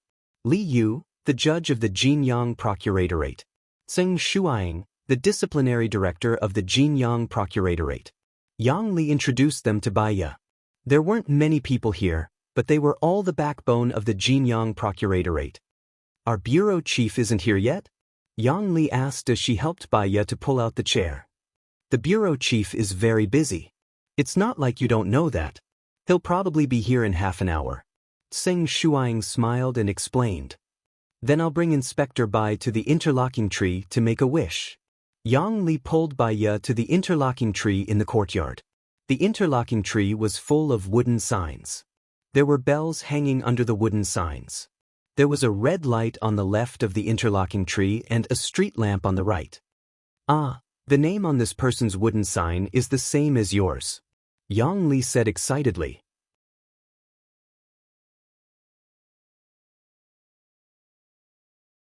Chapter 114. Baiya's heart skipped a beat as she looked at the wooden sign. There was no signature on the wooden sign, but the handwriting was strong. She could tell that it was Gu Lingqing's handwriting. He wrote it today, Yang Li said in surprise. Baiya's eyes were covered with a layer of mist. She looked down, trying to hide the emotions in her eyes. What's wrong, Inspector Bai? Yang Li asked. Do you have a pen and a wooden sign? I want to be alone for a while. Baiya tried to calm herself down. Oh yes. Yang Li took out a pen and a wooden board from her bag and passed them to Baiya. Baiya sat under the tree and wrote on the board, I won't forgive you. Protect me. She didn't write a name or a date. She hung it next to Gu Lingqing's sign and stared at it. The 2 boards were leaning against each other, swaying with the wind.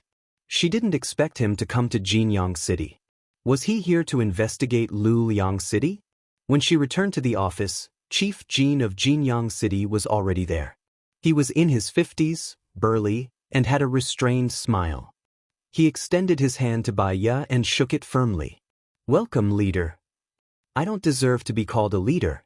The higher-ups asked me to come here to follow the procedure and cooperate with each other. Baiya smiled. Prosecutor Bai is very young. How long have you been a prosecutor? Chief Jean asked.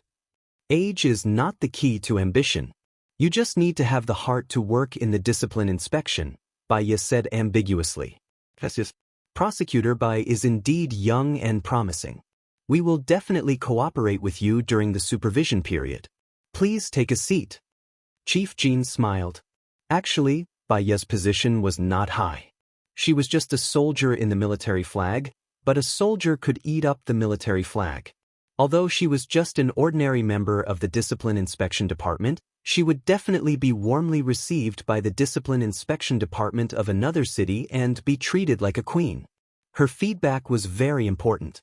Halfway through the meal, Chief Jean received a call. Alright, that's good. You have to take good care of him. He's Deputy Chief Su's future son-in-law. In the future, you just have to say the word. Alright, I'll come over now. When Baya heard the words Deputy Chief Su's future son-in-law, he clenched his cup so tightly that his fingernails turned white. Well, I'm sorry. I'll go over to propose a toast.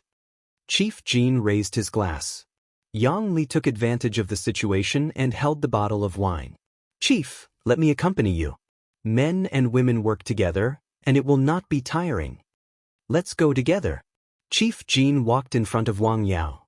Is Deputy Chief Su's future son-in-law Deputy Chief Gu's son? Zhong Tong asked Xing Shuaing.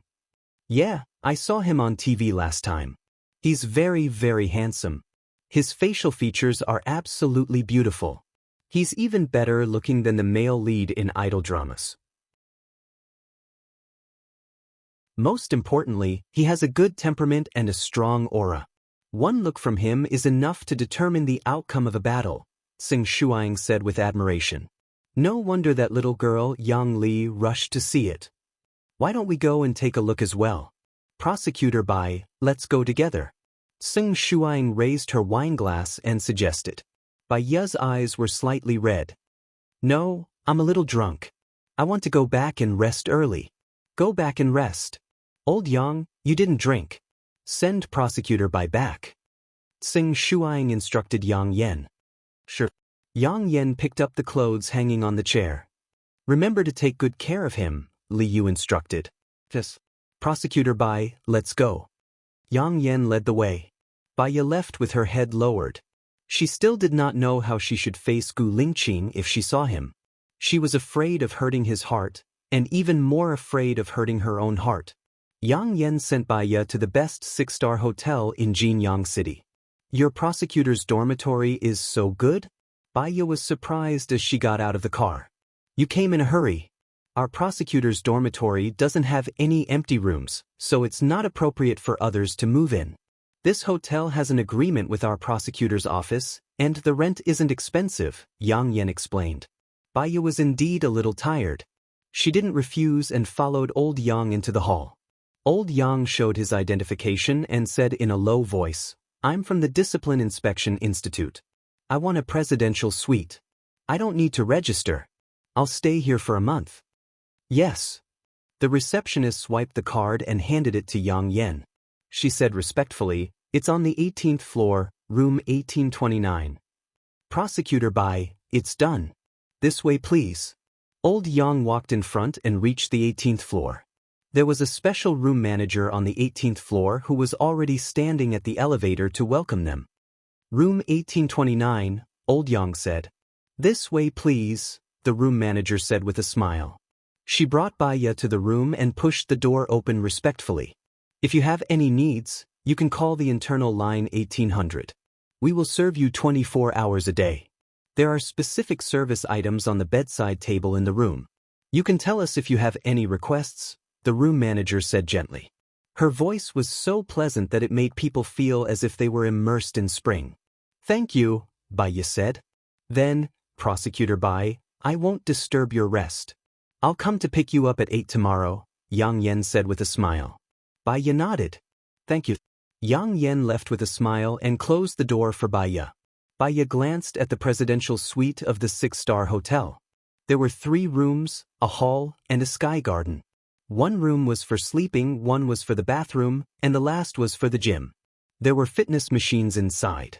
There was no bed in the living room. There was a huge sofa.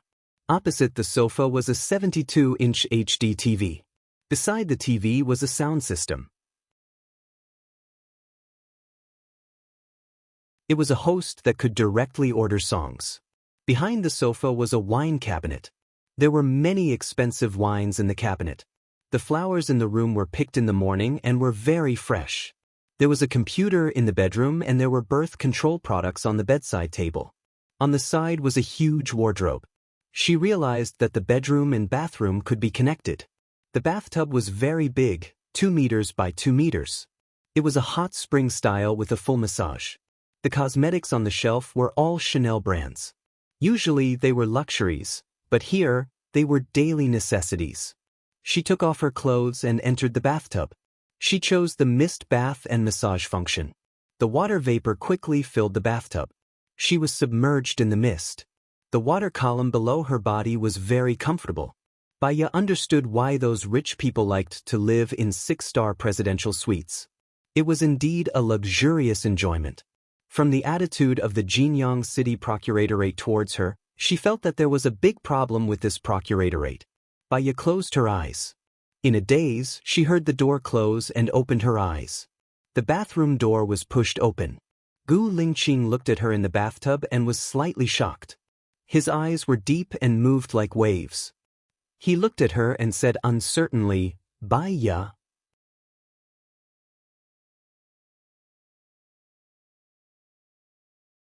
Chapter 115. Gu Lingqing confirmed that she was really Baya. His eyes darkened, as if the mist had condensed, dark and profound. How long had it been since he last saw her? 65 days. They met in summer, and when they met again, it was already late autumn. "Are you okay?" Gu Lingqing asked in a hoarse voice. When he asked, his voice was already choked. Baya unconsciously looked at his broken finger, and her eyes were a little wet. She didn't know how to hide her emotions now, so she turned her face away and said coldly, "Is it appropriate to talk about the old days now? Don't fall into someone else's trap." "I'm in. It's a trap, and I can't avoid it anymore." Gu Lingqing sat by the bathroom, staring at her, and didn't intend to leave. "You've lost weight. Isn't it said that skinny beauty is popular? I think you look better when you're a little fatter." Gu Lingqing said lightly. Baya lowered her head. After all, she didn't wear clothes, and it was very uncomfortable to chat like this. With their current relationship, it was not appropriate to chat, let alone like this. "I figured it out." Baya's eyes twinkled. "I'll wait for you outside." Gu Lingqing turned around and went out. Baya smelled the strong smell of alcohol on him. She thought that this room was only for her, so she took off her clothes and didn't bring in a change of clothes. She stood up to get a bath towel. Gu Lingqing carried the suitcase in his hand, pushed the door open, and looked at her with his deep eyes. Baya was stunned in the distance. Gu Lingqing looked away. Baya didn't panic, and she didn't scream. Anyway, he had seen it before. She wrapped the bath towel around herself. Gu Lingqing carried her suitcase in. "I found that you don't have a change of clothes. It's rude of me." Baya responded. Gu Lingqing closed the door. When Baya changed her clothes and went out, Gu Lingqing was standing by the window. His handsome face was reflected in the window. She saw the sadness in his eyes that he didn't hide. He also looked at her through the reflection of the window. However, when he turned around, he hid his emotions. "I just called to ask. Because this room was requested by the procuratorate, it wasn't registered. The receptionist at the front desk changed and didn't know that this room was already occupied. They are now changing my room. It's next to yours, 1827. Gu Lingqing explained. Baya looked down, quiet and very distant. Gu Lingqing stared at her. His Adam's apple bobbed, and he swallowed his bitterness. His gaze deepened. "How did you become a prosecutor?" Gu Lingqing. Baya looked up, her eyes lingering on his face, and said meaningfully, "Change your job, change your mood, change your environment, and change your life." He wanted to say, "Yeah, I, as he, by he." He had a lot of things to say to her, but they were all stuck in his throat. "He's good." Xing Bachuan contributed a lot to becoming a prosecutor, being transferred here to be a supervisor, living in a luxurious house and enjoying the flattery of others, Bai Ye said simply, with the corners of her mouth raised. She didn't want him to worry. Are you here to investigate Lu Liang City? Gu Lingqing asked directly. Bai Ye didn't deny it. I think he's one of the executioners who killed the villagers. Do you know why you can stay in such a good room? I'm already on their boat. They're setting a trap for me, Bai Ye guessed. She poured some water and saw that there was honey. She put the honey in and passed it to Gu Lingqing. You've drunk wine. Don't drink tea water. It's not good for your health. Water with some honey can relieve your headache, Bai Ye said. Gu Lingqing took the glass of water from Bai Ye, took a sip, looked at her, and said in a low voice after a few seconds of silence, Since you know it's a boat, how are you going to escape? I think it's too dangerous. I can arrange for you to study in a hospital abroad and come back in 2 years. I should have solved everything by then. Solved what? Bai Ye also poured herself a glass of water and took a sip. 2 years later, she would still be an ordinary doctor. She didn't think that Gu Lingqing's family would accept her. Without Su Shaoling, there would be another Su Shaoling. You should know what I'm talking about, right? Gu Lingqing looked at her with burning eyes. Bai Ye's eyes became cold. She didn't look at him, but she said with certainty, I know what kind of life I want. Chief Gu, you're overstepping your bounds. You really don't plan for me anymore in your life? Gu Lingqing asked in a deep voice. Bai Ye's heart tightened, and she felt a little pain. She didn't answer him directly. She walked to the door, opened the door, and said resolutely, I'm going to sleep. Don't make people suspicious. 1 finger is the price, and I can't afford the consequences. Gu Lingqing frowned and walked out of the door. She looked calm, and her fists were clenched tightly. She walked out of her room. Bai Ye closed the door. He said that he would arrange for her to study abroad. He said that she would wait for him for 2 years. She understood his unspoken words. Bai Ye smiled, but tears rolled down her cheeks. Gu Lingqing, let alone 2 years, I will wait for you for 20 years. She didn't sleep, but studied the history of Jinyang City on the internet. Jinyang City was an ancient city. In ancient times, this city was the imperial city of several emperors. There were several generations of history hidden under this ancient city. To put it bluntly, there were antiques everywhere under the ground. The whole city was full of antique flavor, and it was a tourist attraction. With the help of geologists, historians, and archaeologists, the country designated the Cultural Protection Area of Jinyang City. In the Cultural Protection Area, no one was allowed to dig. Outside the protection area, the economy could be developed vigorously. Bai Ye didn't think it was that simple. She checked and found that the hotel she stayed in belonged to the Jinyang city government. A city used such a luxurious hotel for the relevant people to live in for free. How much financial expenditure was it? Could it be that this was their nest? She should really be on the pirate ship. What should she plan for the next step? Bai Ye had a headache thinking about it. She walked to the sky garden. The moonlight was bright and cold. It passed through her clothes and fell on her skin. The coolness made her more rational. She saw something moving in the corner of her eyes. She looked to the right. There was a person who seemed to have just woken up, climbing up from the ground. He was covered in blood, and there was a knife in his chest. He walked towards her. Help me! Bai Ye screamed, thinking that it was a prank. The man fell straight in front of Bai Ye, and his hand was still on Bai Ye's foot. She checked his breath. There was no breath. Gu Lingqing heard Bai Ye's voice. He rushed to the sky garden without thinking and crossed over. He didn't consider that it was the 18th floor. If he fell down, he would die.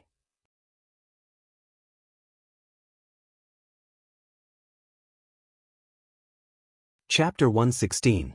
No matter how rational Bai Ye was, it was too sudden. She was scared and held Gu Lingqing's hand.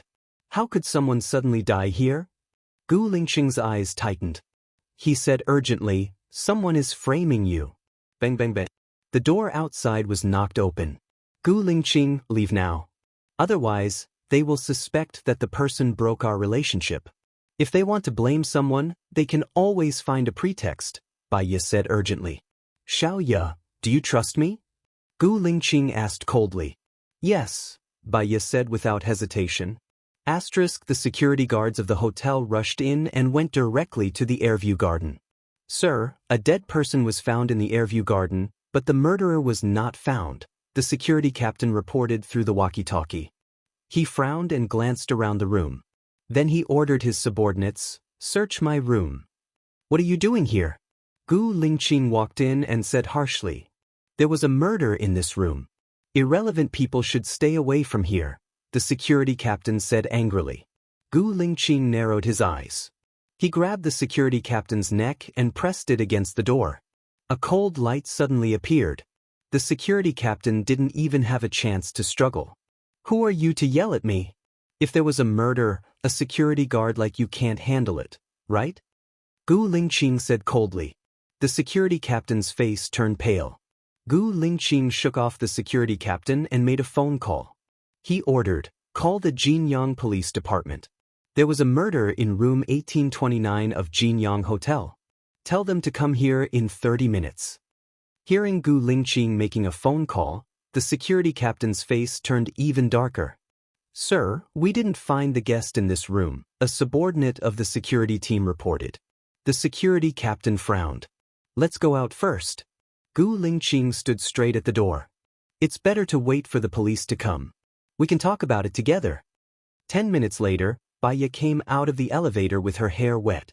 She walked to the door and said in surprise, "Why are you in my room?" When the security guard saw Baiya, his eyes widened.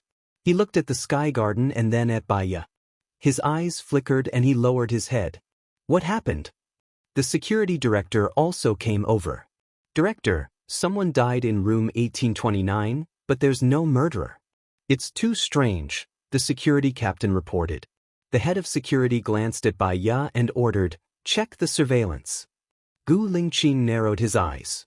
His gaze was sharp as he scrutinized the security director. "The police will handle this matter." The head of security immediately lowered his head. "Yes, yes." Half an hour later, the director of the Jinyang City Police Department, the investigation team, the hotel manager, the head of security, the captain, Gu Lingqing, and Baiya were all in the surveillance room. They looked at the video. Baiya checked in at 2012. Gu Lingqing entered Baiya's room at 2020 and left Baiya's room at 2030. The video was blank from 2110 to 2140. At 2141, the security guard rushed into Baiya's room and found someone dead. At 2151, Baiya came back. "Madam Baiya, what were you doing from 2110 to 2140? The police asked Baiya. "After Mr. Gu left, I was surfing the internet.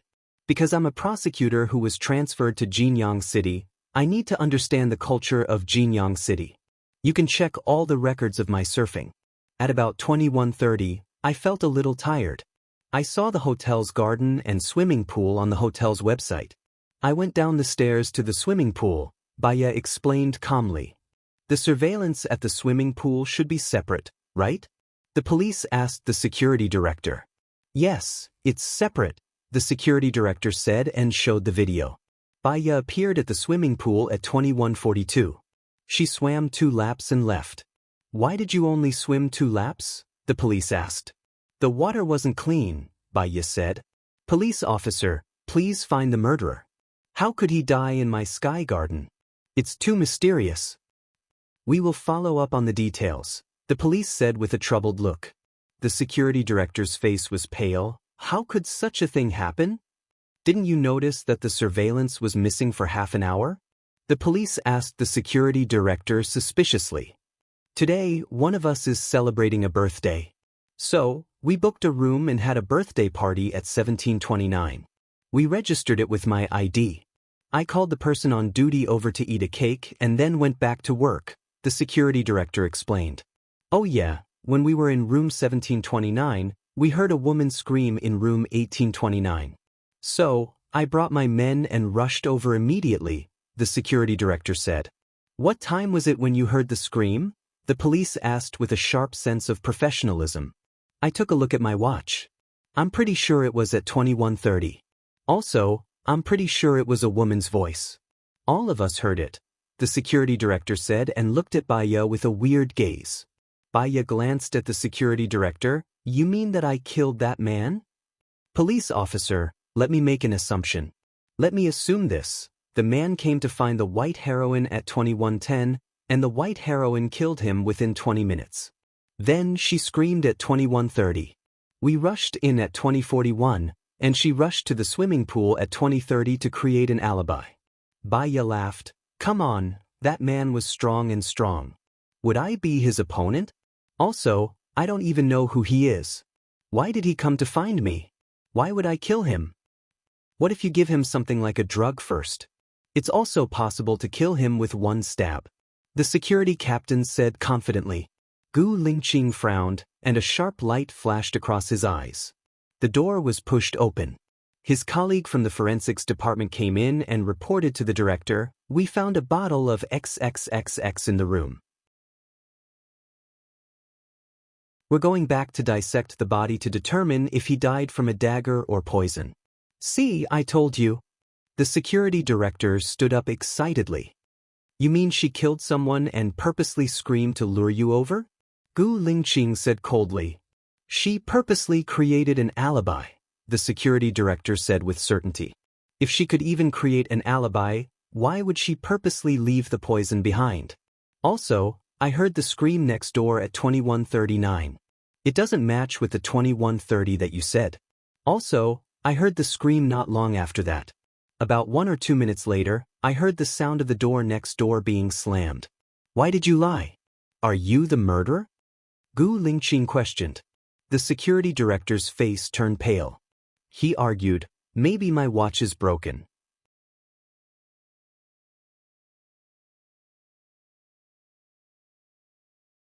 Chapter 117. I'm not lying, I'm not. The security captain opened his eyes wide and promised the police. He turned his eyes and pointed at Gu Lingqing. I know why you framed me. It must be that you and Madame Bai had an affair, and someone saw it. So, you decided to kill her. Are you a mad dog? You bite anyone you see, Baya said angrily. Gu Lingqing calmed down a lot. Please use your logic to think normally. If it's a murder, there's no need to prepare poison. With my skills, I can do it without anyone noticing. Why would you find out? Gu Lingqing said sarcastically.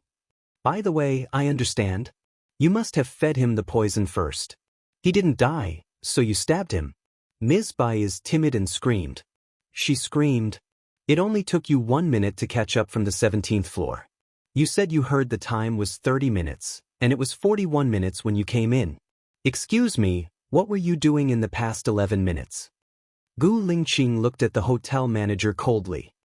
Besides me, there are other people in room 1729. Is there anyone living near room 1829? The hotel manager was trembling. Follow 3 police officers. If there's anyone nearby, bring them here for questioning.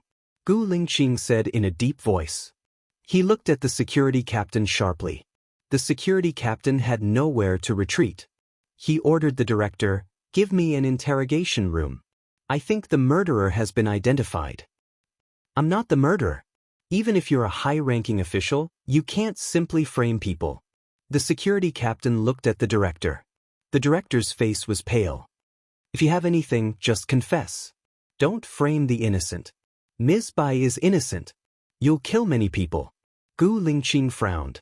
He knocked on the table with his well-defined hands. He looked at the director slowly and curled his lips. The director felt a chill down his spine. His hands were trembling. After a while, the police brought the guests from rooms 1727 and 1731 over. I don't remember the time, but I heard a woman scream and the sound of the door knocking. The interval was less than 2 minutes. The guest from room 1727 said, I remember that the door was knocked on at 21:41. I took a look at the time, and I also heard the woman scream. It was probably the guest in room 2. The security captain slumped on the chair and lowered his head. There's no need to interrogate him. I killed him. He's the curator of the cultural center. I owe him 200,000 yuan. I lost it in gambling. I arranged to meet him in room 1929. When I saw that we were almost at the hotel, I encouraged the director to invite my colleagues from the monitoring room over for cake. I took the opportunity to go out and cut the surveillance camera. I poisoned him, but I was afraid that he wasn't completely dead, so I stabbed him again. Then, with his body tied up, he fell to room 1829. Then, I went to the security room to restore the monitor. I pretended that nothing had happened and returned to room 1729. As soon as I got in, I heard a scream from the second floor. I took my men and dashed to room 1829. I wanted to frame the guest there. I asked my colleagues to check the room and took the opportunity to put the poison in the wine cabinet. The plan is flawless. Take him away. Gu Lingqing nodded and glanced at the door. Chief Gu, you're amazing. It's so flawless. It took you less than an hour to complete such a meticulously planned case, the director complimented. Gu Lingqing pursed his lips, and his eyes were filled with hidden emotions. The case wasn't solved, but the security captain was the scapegoat and the murderer was still at large. Ms. Bai, right? I still have some doubts that I want to ask you. Come with me, Gu Lingqing said harshly and walked out of the door. It was cold outside, and no one was allowed to enter. Baiya lowered his head and followed behind Gu Lingqing, getting into his black Hummer. Xiaoya, you can't stay here. It's too dangerous, Gu Lingqing said urgently as soon as he got in the car. I'm not afraid of danger. Haven't you seen it yet? Today's trap was set up for you. The security captain and security director were all involved. Who's the person above them? Who's the one hiding behind them? We don't know. If I wasn't here today, you would have been locked up for murder. Gu Lingqing's eyes were red. Baiya was a little scared when she thought of it now. Fortunately, Gu Lingqing took her away from the sky garden and put her down with a rope. If she was caught on the scene, there was poison as evidence. She couldn't explain herself. I'll be more careful in the future. I won't let them take advantage of me again. Baiya promised. It's impossible to guard against. Gu Lingqing approached Baiya. He put one hand on the side of her head, enveloped her in his breath, and looked at her with burning eyes. Baiya, tell me, what do you want? I'll give it to you. You can leave here, be your doctor, or go abroad. Don't let me worry, Gu Lingqing said seriously. The pressure was very strong, and no one could refuse. Can you really give me what I want? Baiya gritted her teeth and asked with resentment. Her eyes were as red as blood, staring at him. I can even give you my life, Gu Lingqing promised. His eyes were firm. The fog spread in her eyes. Her heart hurt, as if a thorn had drilled into it. She would hurt if she touched it. She didn't want his life. She only wanted him. That was her plan. She would be a prosecutor first. She had Xing Bechuan and Song Shiyu as her backstage. As long as she made contributions, she could be promoted step by step. She was risking her life. She wanted to enter the cabinet and have an important position. That way, she could easily stand by his side. Even if she was not qualified to be his wife, at least she could stand close to him. She knew that if that day came, she would have to spend a very, very long time and put in a lot of effort. However, it was still better than doing nothing. She could go abroad and escape all the suffering. She had left him a mess to clean up. If she was lucky, he would marry her after he succeeded. She would sit on his blood and enjoy his achievements and glory. Baiya, who didn't do anything, wasn't worthy of his love and effort. If she was unlucky, he wouldn't succeed. They would miss each other forever. She didn't even have the luxury of seeing him. She didn't care what the future would be. At least she worked hard now. When she died in the future, at least she would have a clear conscience. She didn't let him down. There are things that I should do and things that I shouldn't do in life. I'll do what I think is right. Retreating is not something that I, Baiya, will do. If I die in the hands of those people one day, use legal means to take revenge for me. Baiya pushed the door open with tears streaming down her face. Gu Lingqing held her hand and pressed her against the chair. His hard chest pressed against hers. Baiya saw the panic and pain in his eyes. He was always cold, sharp, and a man of steel, but in front of her, he showed his soft side.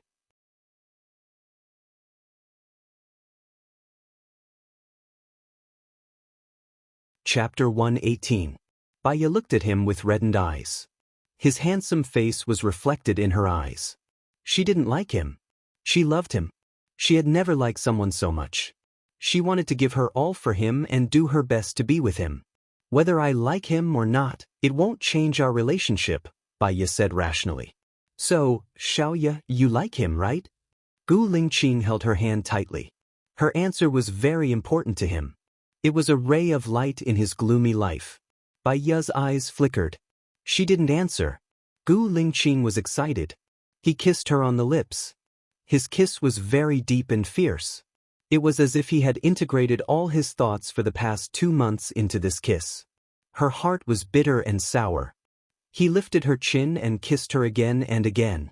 She knew that she should reject him. She should be stubborn. She should follow the path that she had planned. But her heart softened. Some emotions and desires couldn't be controlled by reason. Baya held his arm tightly. She closed her eyes and didn't kiss him back. But she didn't push him away. She felt his breath on her face. It was unyielding, yet it was cold and clear. She really liked him. She liked his preference for her. She liked the wooden sign he wrote. Even his kiss, she liked it. Unconsciously, she touched the spot where his finger was cut off. Her heart was stabbed by something. It hurt very much. She couldn't fall. She pushed him away and met his clear eyes. I'm going in. Do you still want to stay? Gu Lingqing frowned and looked at her. Gu Lingqing, what does the Baya you like look like? Baya asked. Her tears fell. He lowered his head and kissed her tears. It was salty. He pressed the back of her head and pressed his forehead against hers. 3 years ago, he touched her. He found out about her information and understood her past. Heartache and pity stayed in his heart. In the past 3 years, he thought of her occasionally. She and her husband should be happy. She was so beautiful, so strong, so independent and smart. Until a few months ago, he received a request for backup from the armed forces. They didn't say it clearly. He thought that the hostage was Baya, so he came personally. When he came, he found out that it wasn't Baya, but her husband's past woman. He felt that she was his responsibility. If her husband didn't treat him well, he would want to replace her. The more he interacted with her, the more he liked her. What he didn't expect was that his love for her would force her into another desperate situation. He wanted to be strong, so strong that no one could restrain him. You don't have to do anything. I'm the one who wants to be what Baya likes. Gu Lingqing's voice was choked up. Yeah, Bai looked at him with red eyes. Go and do what you want to do, don't worry about me. Maybe if you don me, I'll have some breathing room. You'll wait for me, right? Gu Lingqing wasn't sure.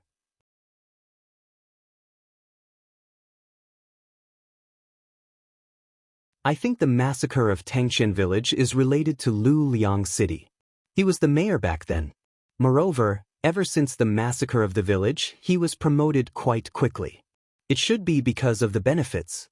Chief Chun of the armed forces here used to be my comrade. I entrusted him to help me investigate. So, I had a meal with him at the Full Moon restaurant. I didn't expect to meet you here. Baya turned her head to look at him, her eyes sparkling. Are you going to forget me? Gu Lingqing raised the corner of his mouth and looked at her with a burning gaze. Many times, I wanted to look for you. Didn't you say that you wouldn't forgive me? I went to look for you, but I was afraid that you would be in danger. My greatest protection for you was to let you go. So, we should never see each other again, right? Baya choked with sobs. She turned her back, tears flowing down her cheeks.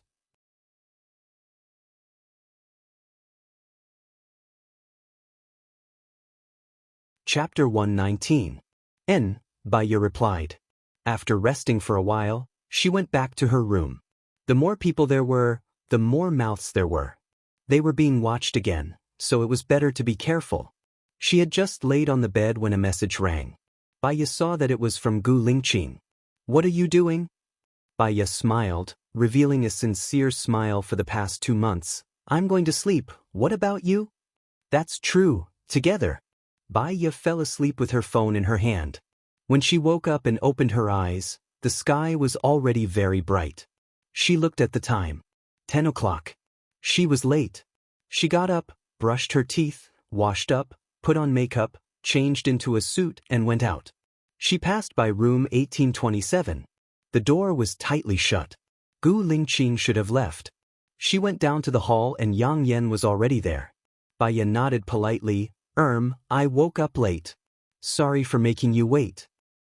It's okay, I heard that there was a murder case in your room last night. I didn't expect the security captain of this hotel to be such a person. He almost harmed Prosecutor Bai, Yang Yen said. Let's go, Bai Ye said calmly and walked in front. They got into the car. Yang Yen turned on the radio, which was broadcasting the real-time traffic. Bai Ye looked out of the window.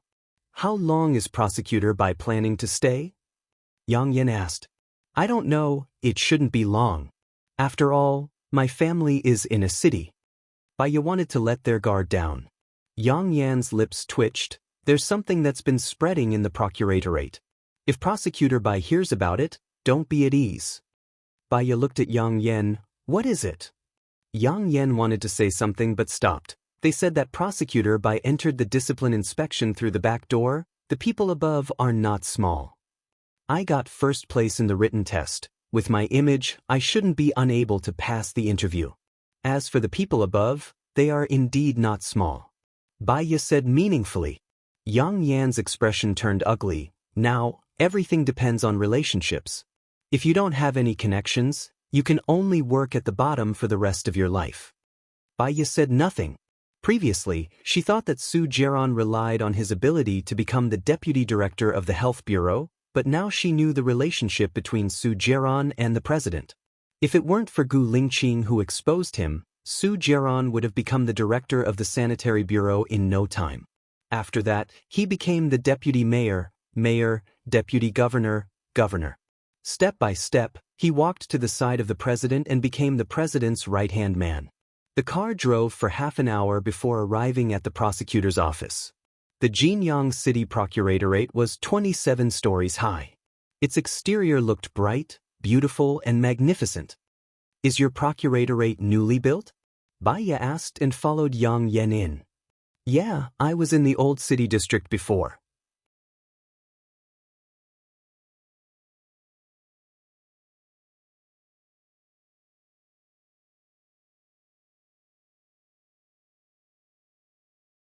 Chapter 120. I saw it. It's very harsh, Bai Ye said with a smile and looked at Zhou Min. Zhou Min flipped through it quickly. When she removed the other party's surveillance, she put in new surveillance and anti-surveillance equipment. Don't worry. Number 1666 has the strongest comprehensive ability. If you have anything, you can ask her to do it, Gu Lingqing said gently. Yes, I know, Bai Ye replied and walked to the Sky Garden. When you investigate, don't look for the people from the procuratorate. I suspect that someone from the procuratorate is colluding with them, Gu Lingqing said suspiciously. I also suspect that, for example, Yang Li and Yang Yen have been asking around along the way. It's normal to ask around. After all, you and Zhou Min went too suddenly. They will be worried about themselves. I think that the problem is with the director. I've given you a team. You just need to instruct number 1666 and she will contact them to do things. Bai Ye's heart softened when she heard that. He wrote on the wooden sign that he would protect her. It seemed like he had always been protecting her. Where you now? Bai Ye asked gently. In the city next to yours. I've already talked to Director Chen of the Armed Forces. He will be your strong support. Whatever you want to do, don't worry. Be bold and do it. You be careful too. Your mother said that you're starting to take on dangerous missions again.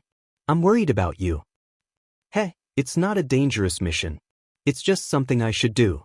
Do you remember the soldier who lost his leg? Gu Lingqing asked.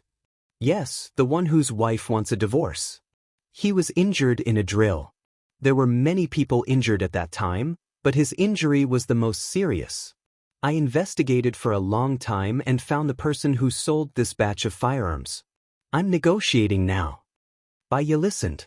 She felt that what he was doing was much more dangerous than what she was doing. Don't let anything happen to you. If something happens to you, I won't live alone. Gu Lingqing smiled.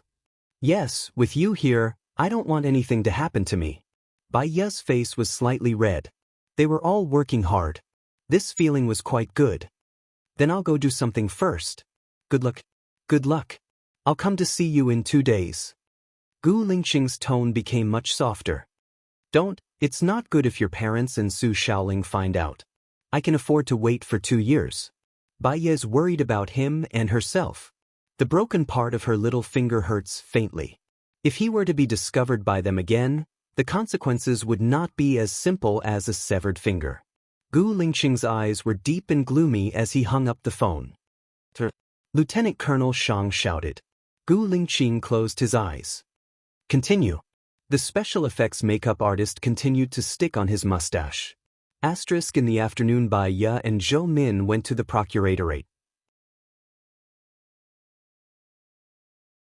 She flipped through the cases handled by the procuratorate in recent years.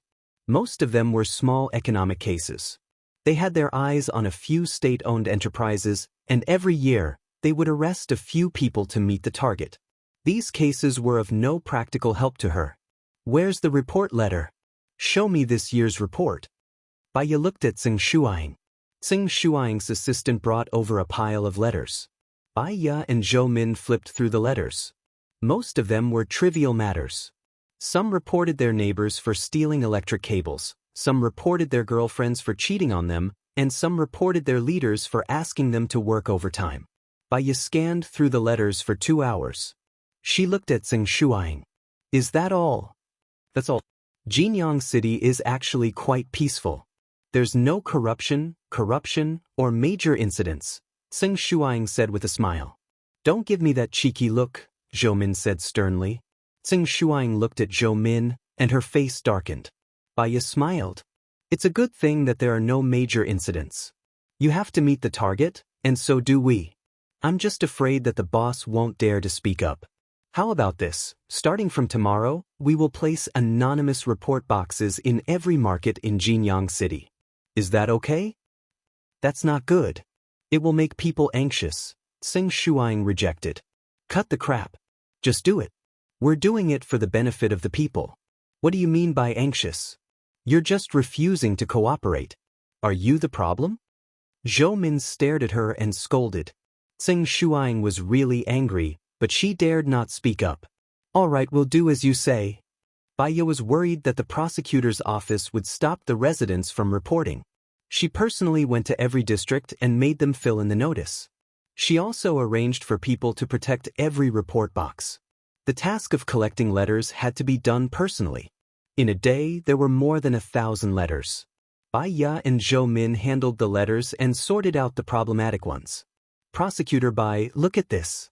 This report says that the mayor of Jinyang City is colluding with the developers to demolish their villages and dig up their treasures, Zhou Min said. Bai Ya took the letter from Zhou Min's hands. Finally found it.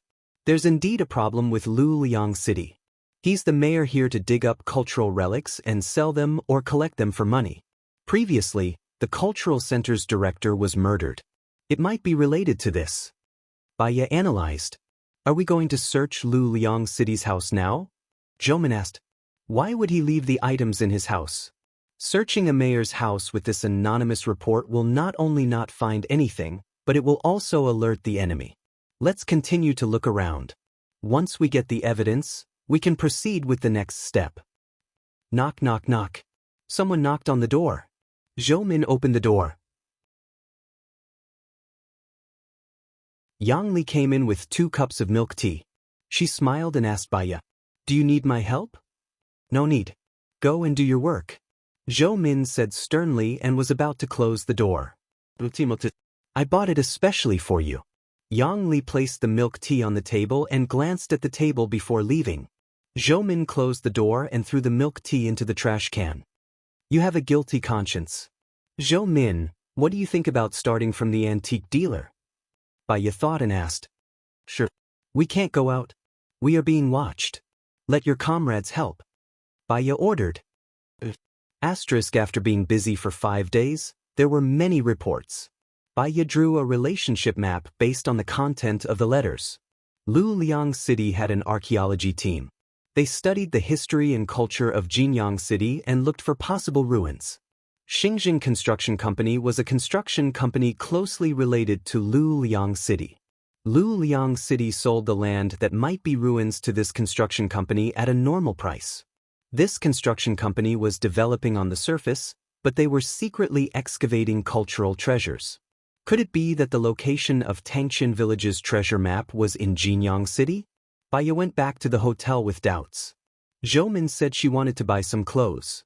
When she returned to the room, she was grabbed by a strong arm.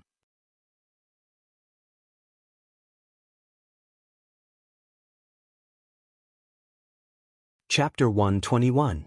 Baya was pleasantly surprised. Why are you here? I'm passing by. I have something to do in the neighboring city tonight, Gu Lingqing explained. She was wondering why Zhou Ji suddenly wanted to buy clothes without her. It turned out that Gu Lingqing was coming. I've made a lot of progress. I've already put the people who smuggled the antiques under surveillance. As long as we catch them one by one, we'll be able to catch the people from Xinjiang Construction Company. Then, someone will be able to rule Luliang City. If we catch Luliang City, we might be able to solve the case of the village massacre, Baya said happily.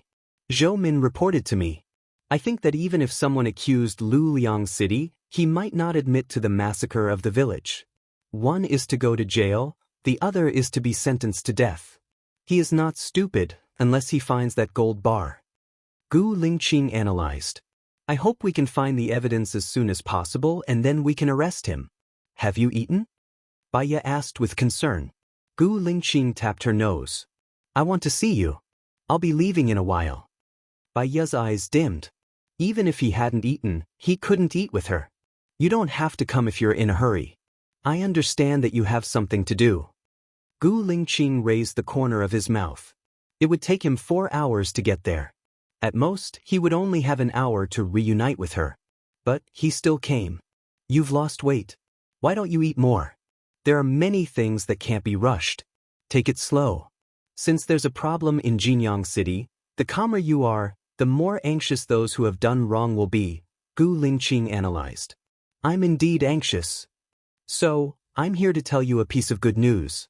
It's unexpected but reasonable, Gu Lingqing said with a smile. What good news? Do you still remember when I thought there was something wrong with the head of security? Gu Lingqing reminded her. There's definitely something wrong with that head of security. He's in cahoots with the head of security, Baya said with certainty. Gu Lingqing passed her a photo. In the photo, the head of security took a man wearing sunglasses and a box of money. Who is this man? Why would he pay the security director? Baya was surprised. The manager of Xinjiang Construction Company, Gu Lingqing said. Baya came to a sudden realization. So, Lu Liangqing felt guilty and got the manager of Xinjiang Construction Company to deal with me. This manager got the security director to frame me. Why didn't they just kill me? They didn't dare to kill you directly because they suspected that there was someone behind you. In addition, the fact that your father is Xing Bachuan has also made them wary. They're framing you on purpose. Firstly, they don't want you to investigate. Secondly, they want to know who's behind you and who's going to help you, Gu Lingqing analyzed. This person is quite thoughtful, but these photos alone can't directly prove that this matter is related to the murder of the cultural center's director and framing me. Baya frowned. Do you still remember what the security director said to the security captain? His words were full of warning. I'll get someone to protect the security captain's wife and children.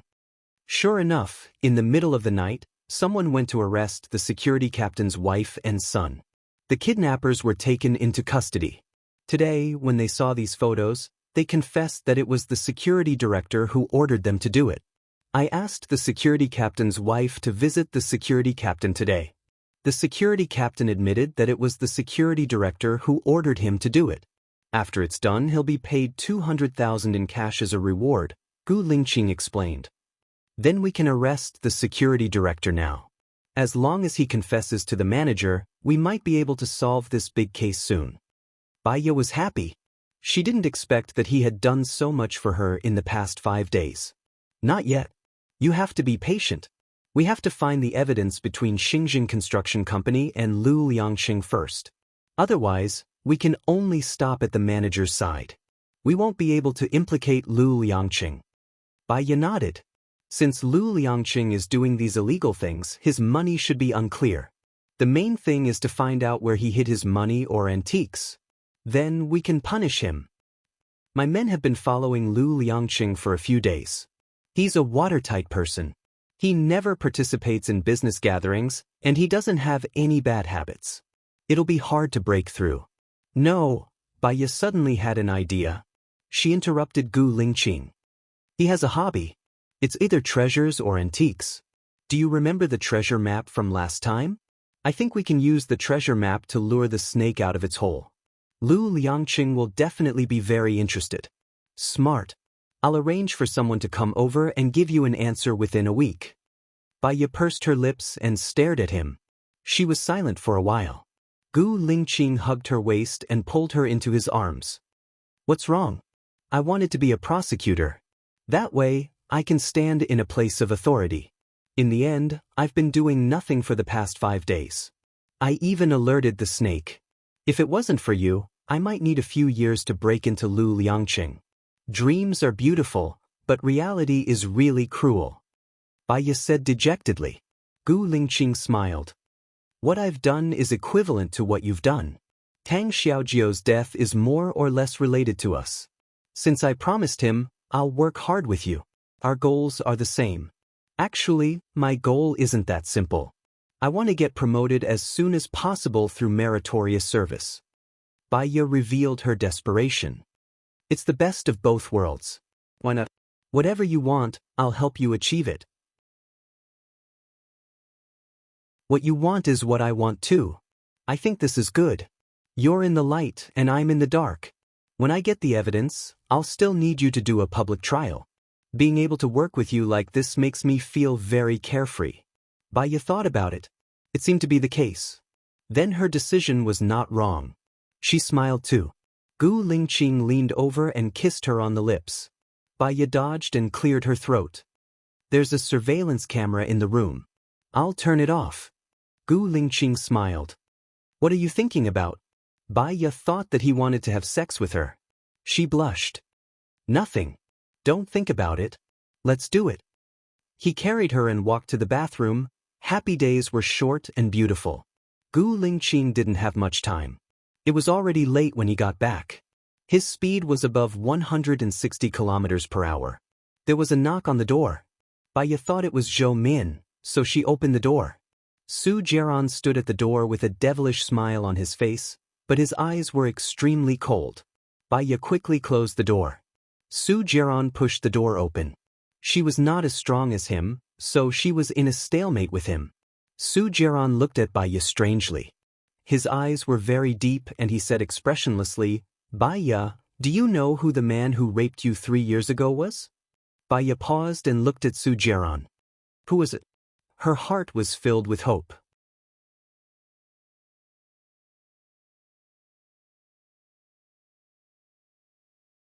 Chapter 122. Su Jiaran came in from the door and sat on the sofa lazily. He looked at her deeply. What will you do when you know who raped you? Who is it? Bai Ye couldn't stay calm anymore. Her eyes were bloodshot. She wanted to know where her child had gone. Su Jiaran twitched the corner of his mouth. Sleep with me and I'll tell you who it is. Bai Ye picked up the fruit plate on the coffee table and smashed it on Su Jiaran's body. She roared, Get lost. Su Jiaran held her hand forcefully and pulled her to his side. If Gu Lingqing can sleep with you, why can't I? Has Gu Lingqing slept with many women before? At least not after knowing me. Bai Ye couldn't tolerate Su Jiaran saying bad things about Gu Lingqing. Why not? Isn't Su Shaoling the one?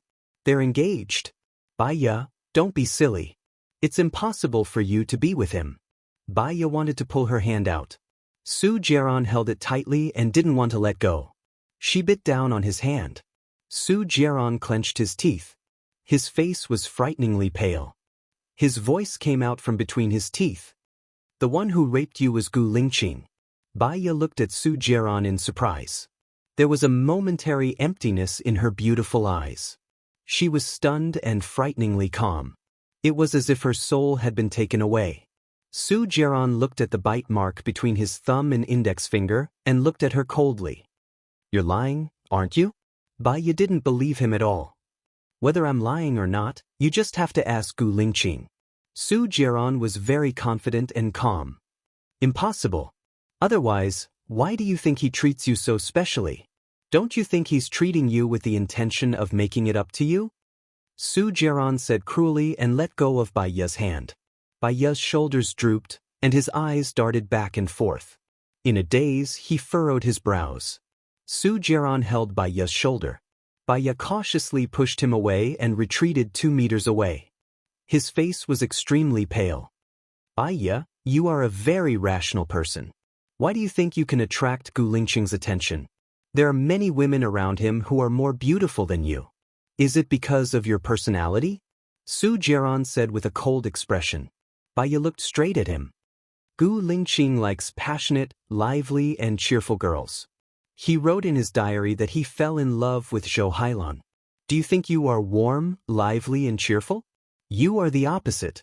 Every word and sentence of Su Jiaran hit Bai Ye's heart heavily. She felt that she couldn't bear it anymore. Her legs were weak and she sat on the sofa. Su Jiaran stood in front of her, and his shadow shrouded her. You should understand now. He treats you well because he hurt you. He thinks that all the harm I've done to you is caused by him. He is a very responsible person. You should also see his sense of responsibility. Bai Ye looked down. Su Jiaran squatted in front of Bai Ye and held Bai Ye's cold hand. She was like a statue, not moving at all and sinking into deep thought. Bai Ye, I've betrayed you, and you've betrayed me. We're even okay? I still want to be with you. Give me a chance. I'll cherish you. I promise, Su Jiaran said in a gentle tone. Bai Ye looked at Su Jiaran, and tears flowed from the corner of her eyes. If you and your girlfriend hadn't kidnapped me and left me in the wilderness, do you think I would have met that man? I just wanted to scare you. I didn't expect you to run away, Su Jiaran explained. I ran away, or was it my fault? Bai Ye asked in return, and her eyes became colder. You're so resourceful that you've already found the man who raped me. What about my child? Where is my child? Have you found it? Didn't you beat that child? You gave birth to it? Su Jiaran stood up anxiously and stared at Bai Ye. Bai Ye turned her face away. At first, she also thought that the child was snatched away by Su Jiaran. Later, she found out that Su Jiaran had always thought that she had aborted the child. There was a very coincidental thing. Although Bai Bing had been sent to the mental hospital, Bai Ye had still tried her best to get Bai Bing out. When Su Jiaran found out that she was pregnant, he forced her to abort the child. Bai Ye used this as a condition to ask Su Jiaran for help. She went to the hospital, hesitated, and happened to meet a student who didn't want others to know that she had an abortion. The student wrote the name Bai Ye. The doctor gave the student's embryo to Su Jiaran. Su Jiaran helped her bail Bai Bing out. She took Bai Bing outside to relax. Su Jiaran ignored her. She gave birth to the child outside, but the child was snatched away within a week. Bai Bing also suffered a blow, and there was an incident of injury. From then on, she was locked up in the sanatorium, and it was impossible for her to be released again. Speak. Su Jiaran was furious. The child is mine. I want to give birth to it. I can take good care of it. Bai Ye was also agitated. No wonder you were depressed during that period. I thought you were depressed because I asked you to abort the child. That was the child of a rapist. I didn't expect you to be depressed because the child was snatched away. Su Jiaran walked out of the room angrily and slammed the door. Bai Ye was annoyed.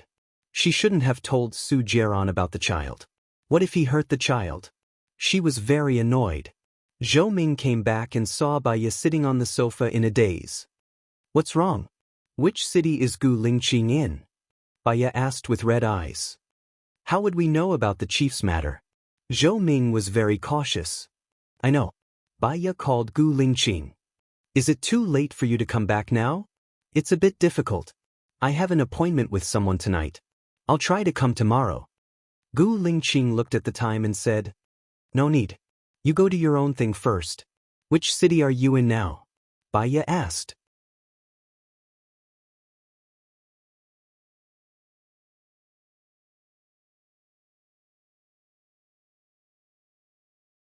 Chapter 123. That night, she tossed and turned, unable to fall asleep. Her memory returned to that night 3 years ago. She ran out of the room and was pulled over by a man. He was very strong and had great strength. He turned her around, held her lips, and penetrated her in a barbaric manner. There was no previous step at all, just like a ferocious beast. Gu Lingqing was very gentle to her. Every time, he would let her feel comfortable first before doing it with him. His patience was still very good, completely different from the man from 3 years ago. When he was having sex with her, she saw Su Jiran and that woman's car parked not far away, and they had sex in the car. She fainted from the pain, and when she woke up, she was still lying in the wilderness, and that man had escaped. Gu Lingqing was a very responsible person. She did not believe that it was Gu Lingqing who did it. Could it be Su Jiran's conspiracy? At 8 o'clock in the morning, Baya had breakfast and was resting in bed. She sent a message to Gu Lingqing.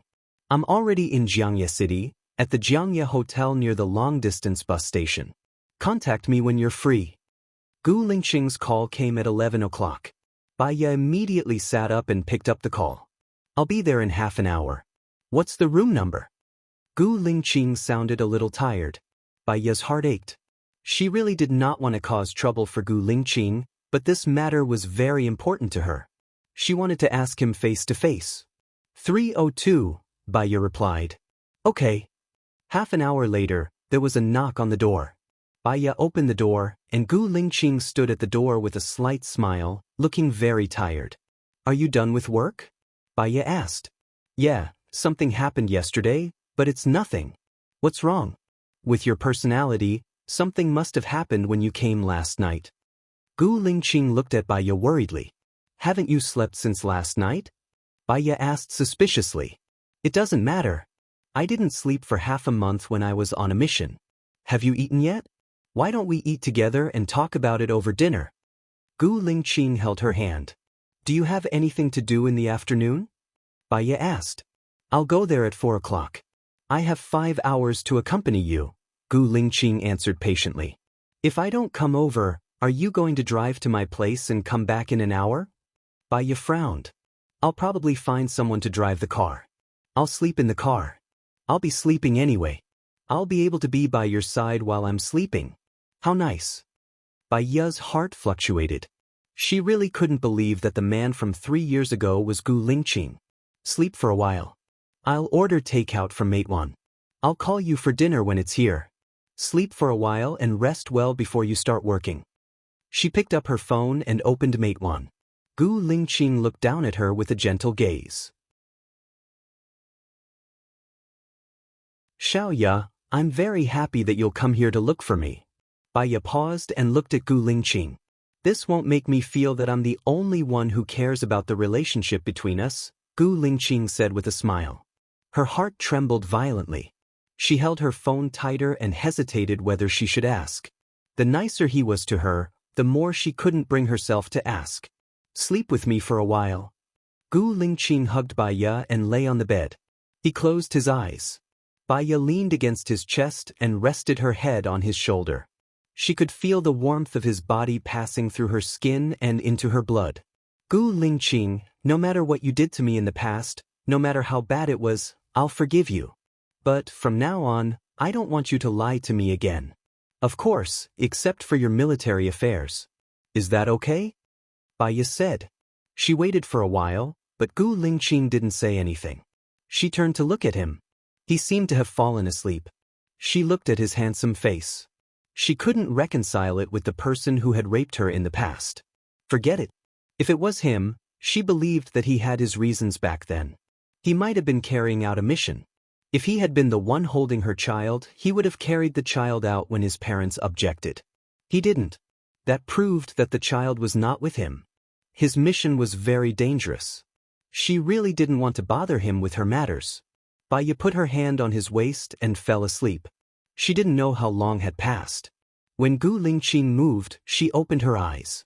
He looked at the time on his watch. It was already 16 o'clock.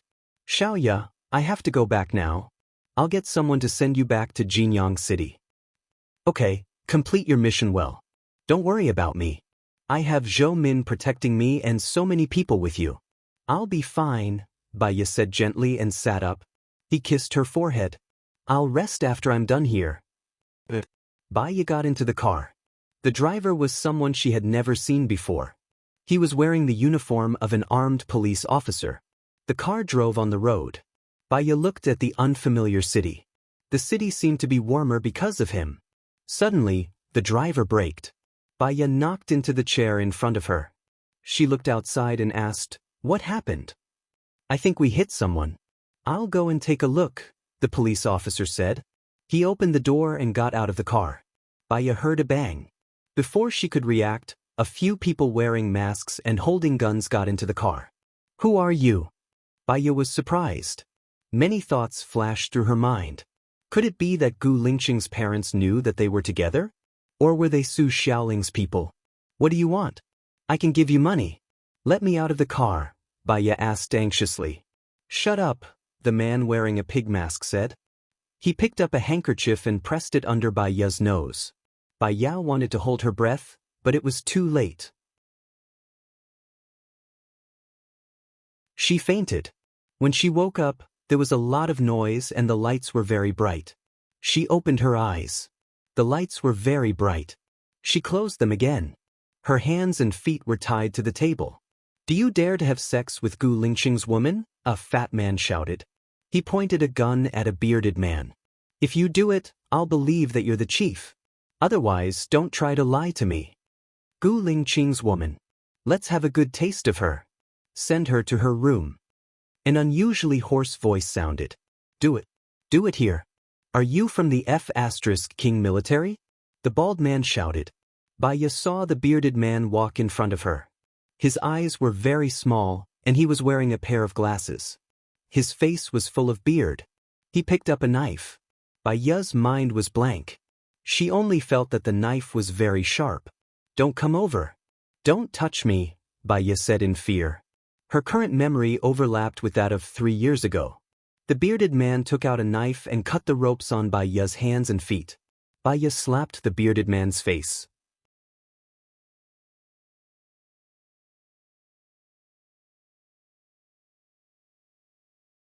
Chapter 124.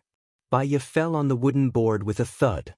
She watched as the bearded man took off his suit and shirt, revealing the vest underneath. There was a scar on his arm.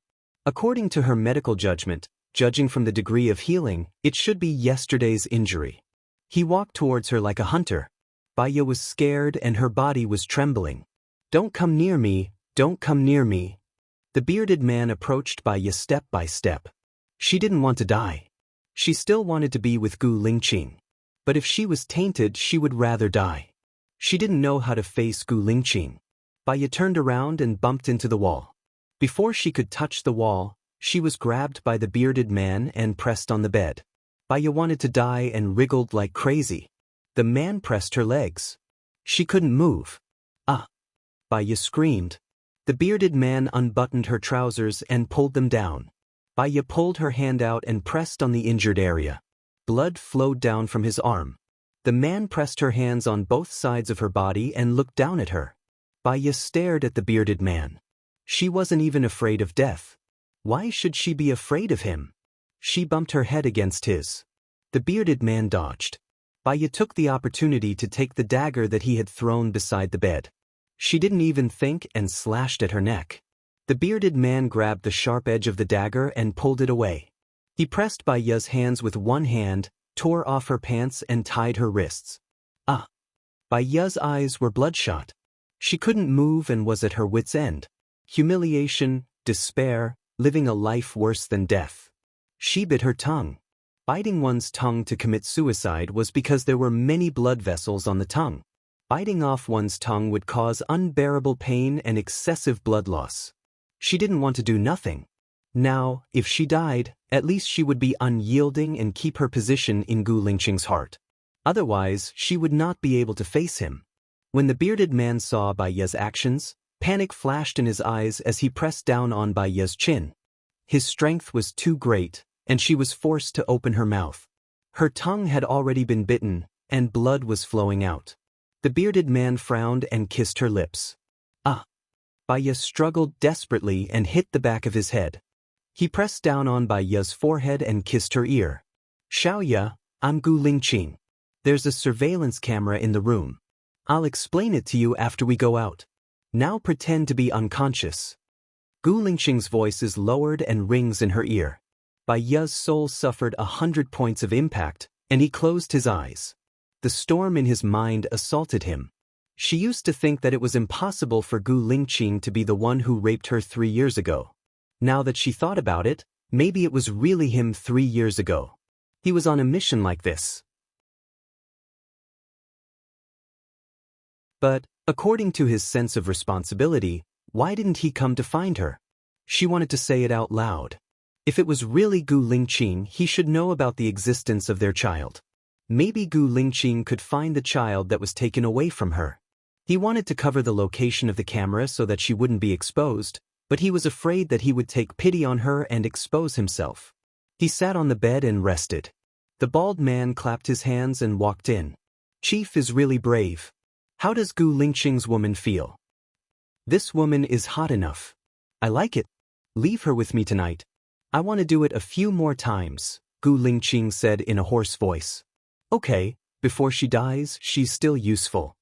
The bald man glanced at Baya coldly. If she dies, what's the point? I have to let Gu Lingqing see his woman being bullied by me. It's only interesting to see him suffer, Gu Lingqing said coldly. Chief is always the best. I'm sorry, Chief, for doubting you before. The person who tried to assassinate you yesterday was also arranged by me. I have to see if you can be cruel to her. He passed yesterday's test, but my boss is still worried.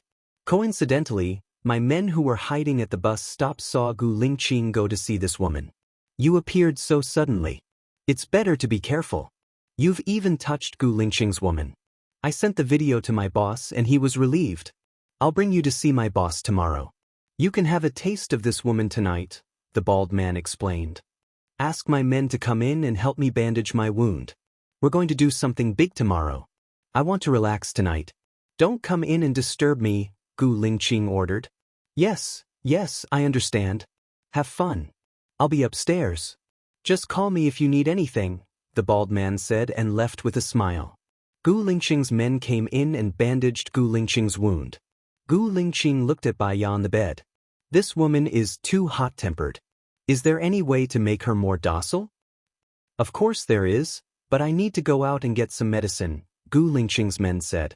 Be careful. Don't let anyone target you.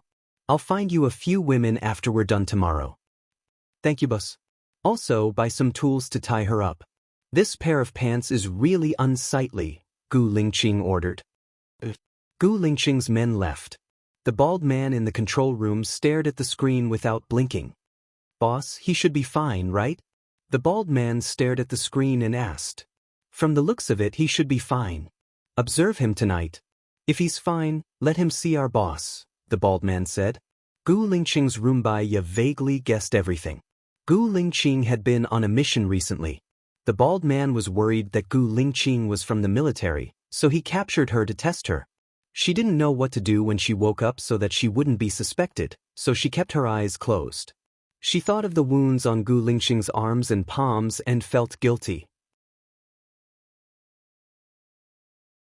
She didn't know that he hurt her because of Gu Lingqing. She fell asleep in a daze. Gu Lingqing lay next to her and sent a message. Boss, Chief sent a message, the bald man shouted excitedly. Did you cut it off? The bald man asked his men who were staring at the computer. Yes, Chief said. I played with Gu Lingqing's woman today. Have you finished your plan? If Gu Lingqing catches me, I'll be crippled even if I don't die. Boss, what should we do? Ignore him, or he'll expose himself, the bald man said. I think he's fine, the bald man analyzed. We'll observe him tonight and see the boss. He's with the boss. This is a serious matter and we can't afford any mistakes, the bald man said cautiously.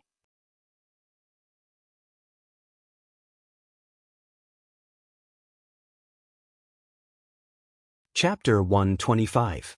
After a long time, Baya woke up, opened her eyes, and saw Gu Lingqing sleeping next to her. She frowned. If she pretended not to know Gu Lingqing, She should have left secretly at this time. She didn't dare to go out, worried that Baldy's men were outside. If she was caught by Baldy's men, things would be worse. She deliberately turned over Gu Lingqing's hand and touched his body. Gu Lingqing woke up alertly, held her hand, and pressed it on the bed.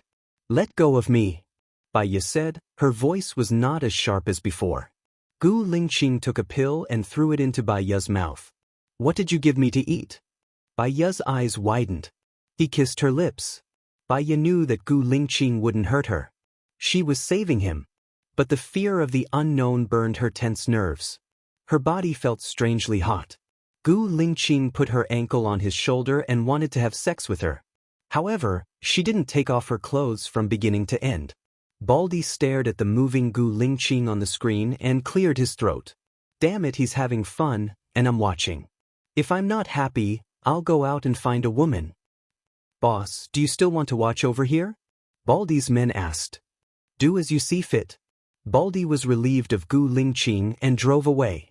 Hearing the sound of the car downstairs, Gu Lingqing's tense nerves relaxed a little. 10 minutes later, his phone rang and he hung up. Gu Lingqing knew in his heart. The sound meant that the surveillance was still on, but he wasn't watching the surveillance. He had to keep Bai Ye in his room, otherwise, it would be difficult for him to protect her when there were a bunch of impatient beasts outside. Bai Ye had yet to recover. His body was limp, and his eyes were half closed as he collapsed on the bed. He tied up Bai Ye and found a blind spot of the surveillance camera. Then he lowered his voice and said, "We'll leave at 10 a.m. tomorrow to meet their boss. You'll be pawned, and I'll leave 2 men to protect you. Don't be afraid." Bai Ye was exhausted. He blinked his eyes to show that he understood. "Just bear with it for one night. I found out that their boss is Miller. He was the one who planted the bombs during the Blue Wolf exercise. Now he has a lot of weapons of mass destruction in his hands. I have to deal with them," Gu Lingqing explained. Bai Ye knew. He blinked his eyes again and closed them. Gu Lingqing handcuffed their wrists together and covered them with a quilt. Bai Ye held Gu Lingqing's hand. He also held her hand with a bit more strength. At the hotel in the morning, someone knocked on the door. Gu Lingqing woke up. He opened his eyes and met Bai Ye's eyes. She frowned. Before she could say anything, Gu Lingqing taped her mouth. The more he said, the more mistakes he would make. Saying nothing was the safest. He handcuffed her to the bed. "Open the door." "Boss, how did you sleep last night? We should leave soon." The bald man looked at Bai Ye in the room. His eyes were filled with evil intentions. "Don't let this woman go first. We'll celebrate after we're done. When I'm tired of playing with her, I'll throw her to you," Gu Lingqing said in a deep voice. The bald man's gaze became more flirtatious. "You've played with her for the whole night. You're still not tired of her? The important thing is not the technique, but whose woman is she? Xiao, keep an eye on her. Don't let her escape. If she escapes, you guys can forget about living," Gu Lingqing ordered his men. "Boss, I'll change my clothes." Gu Lingqing turned around and went into the bathroom. He brushed his teeth, washed his face, changed his clothes, looked deeply at Bai Ye, and went out. Bai Ye knew that he was going to see their boss. His situation was even more dangerous than hers. If he completed his mission, she would be able to escape unscathed. If he didn't complete his mission, she would probably be in danger too. As time ticked by, her nerves didn't relax for even a moment. 3 hours later, she heard a series of explosions. Bang bang bang. Xiaowu rushed into the room and untied Bai Ye. "What happened to him?" Bai Ye asked worriedly. "Hurry up and leave with me," Xiaowu said and pulled Bai Ye out. Bai Ye saw Xiaowu's serious expression. "What happened? Where's Gu Lingqing? Did he complete his mission?" "Don't ask. This isn't something you should know." "Leave," Xiaowu said coldly. Bai Ye pulled her hand out and asked defensively, "Where's Gu Lingqing? Where is he now?" "I don't know. I just received a notice to bring you away immediately.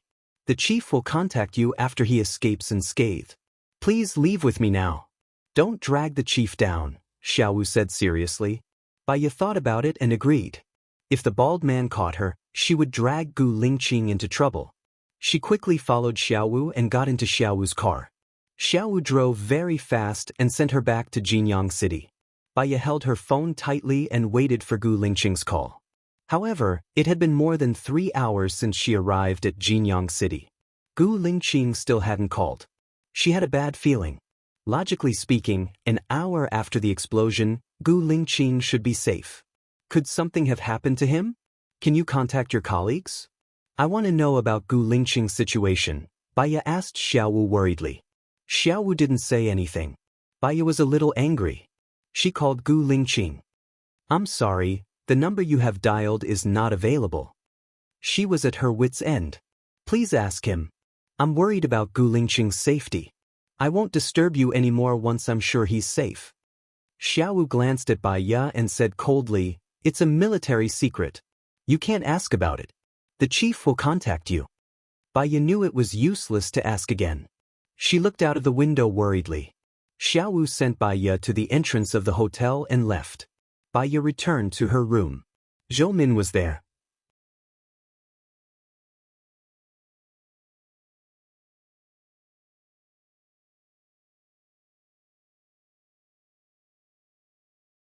Chapter 126. Baiya sat on the sofa and waited for Gu Lingqing's news. She waited for the whole night. She didn't dare to sleep. She was afraid that she would miss Gu Lingqing's call if she fell asleep. In fact, she couldn't sleep at all. She couldn't be at ease if she didn't get any news about Gu Lingqing. 3 days and 3 nights passed just like that. She was exhausted and didn't want to eat. She curled up on the sofa and looked at her phone. Zhou Min felt sorry for her. Baiya, eat some food and sleep for a while.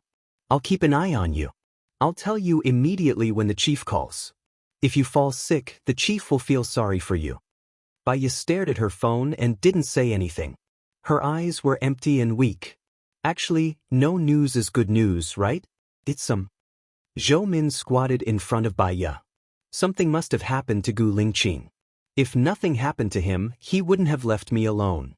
There's no news at all, Baiya said with certainty. It had been 3 days. There was no news at all in 3 days. This was unusual in itself. Zhou Min actually felt that something had happened to Gu Lingqing. Why don't you call the chief's parents? They must know what's going on. Zhou Min's words reminded Baiya. A bright light lit up in her dim eyes. She didn't want to be with Gu Lingqing now. She just wanted Gu Lingqing to be safe and sound. She dialed Song Shiyu's number. Song Shiyu answered. Hello, I'm Baiya. Baiya sat up nervously. Yes, I know. Song Shiyu's voice was very calm. I want to know, is Gu Lingqing okay? Baiya asked directly. Song Shiyu was silent for a while. I just want to know if he's okay. Baiya frowned. She was afraid that Song Shiyu wouldn't tell her. Song Shiyu took a deep breath. He completed his mission with flying colors. He wiped out the enemies and destroyed all their dangerous weapons. However, he suffered a brain injury during the fight with the enemies. He fell into the sea and swam back desperately. In the end, he drowned in the sea and suffered from a lack of oxygen for a long time. His condition is very serious. Take care. Baiya's eyes instantly turned red, and tears rolled down her cheeks. She knew that something had happened to him. Are you out of danger yet? Baiya asked, choking with sobs. If he died, she would not live alone. Yes, but his brain is damaged and he can't remember many things. I think he probably doesn't recognize you anymore. Perhaps, this is a good chance for him to completely walk out of your life. You're safe and the relationship between you two is over, Song Shiyu said gently. Baiya, her mind went blank. It was as if she had slowly descended from heaven. She saw the most beautiful scenery in the world, but she was getting further and further away from it. Was it a fluke, a regret, a reluctance, or... Actually, this was the best possible outcome. Song Shiyu hung up the phone. Baiya was still standing there coldly, as if she had lost her soul. Baiya, what's wrong? Don't scare me. Zhou Min supported Baiya. Baiya pushed Zhou Min away and walked out of the room. She didn't know where she wanted to go. She just didn't want to stay in the room and do nothing. Zhou Min was afraid that something would happen to Baiya, so she kept following behind Baiya. Baiya walked unconsciously. She walked from dawn to dusk and sat on the stone bench. The moon was bright tonight, and there were many stars. She went from having nothing to having Gu Lingqing. She had already had a good dream, hadn't she? Everyone should wake up from their dreams and recognize the reality. If she kept dreaming and refused to wake up, she would only become crazy. At least, he was still alive. Without Baiya, Gu Lingqing would live a better life. He would have no worries, be energetic, and move forward bravely towards a bright future without any worries. Without Gu Lingqing, Baiya would also live a good life. Finally, she returned to the right path of life. Baiya went back. She brushed her teeth, washed up, had dinner, and slept. The next day, she returned to work. Work, eat, sleep, everything was normal. Except that she didn't say anything. One night after half a month, Zhou Min answered the phone. She knocked on the door of Baiya's room with a bad expression. Baiya opened the door. Baiya, the chief has returned to the army. He completed the mission to eliminate the terrorists and was awarded this morning. He is already a lieutenant general. Baiya listened to Zhou Min and was very calm. She expected it. But, according to reliable sources, the chief seems to have lost part of his memory. We can't go back. Zhou Min frowned. What do you mean? What do you mean you can't go back? Baiya didn't understand. Back then, the chief specially selected a team of people from the special forces to help you. We are directly under the chief, and our files in the military were temporarily deleted. Now, only the top secret department has our files. The top secret department is a very secretive organization. None of us know where it is. Now that the chief has lost his memory, it means we can't go back. Zhou Min lowered her head in despair. Besides you, who else? Baiya realized the seriousness of the matter. She had harmed a team of people. It didn't matter what happened to her now, but what about the soldiers?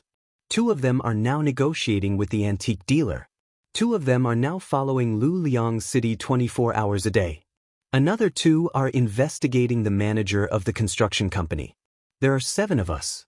I'm fine, I have a salary. They have nothing now, no direction and no goal. What should we do in the future? Zhou Min was also at a loss. It started because of me. I will definitely find a way to let you go back to the team. Don't worry. Baiya called Song Shiyu. After 5 rings, Song Shiyu answered the phone. What's the matter? Song Shiyu's voice was deep. Sorry to disturb you, Mrs. Song. It's like this. Before the accident, Chief Gu sent a secret team to carry out the mission. He deleted the information of those people, but their information is in the top secret department. I think we should let them go back to the team. Baiya said gently. She tried not to put pressure on Song Shiyu. The top secret department of every national organization is independent. No one knows where it is. I don't know either. Lingqing's father doesn't know either. I'm afraid there's nothing I can do. How about this? How many people are there in total? I will give each of them 500,000 yuan as a subsidy. They don't need to go back to the team, and you don't need to call me in the future. Song Shiyu said directly. Baiya was silent for a while. Since Mrs. Song wants to use money as a subsidy, let's give each of them 1 million yuan. There are 7 of them, Baiya said calmly. You're tuning in to the Passion Pages YouTube channel. We're so grateful for your support, and don't forget to subscribe to join us on this incredible journey through captivating stories. Your generosity through donations truly makes a world of difference, as it's the primary source of revenue that allows me to expand and enhance this channel for you. Thank you from the bottom of my heart for being a part of this adventure.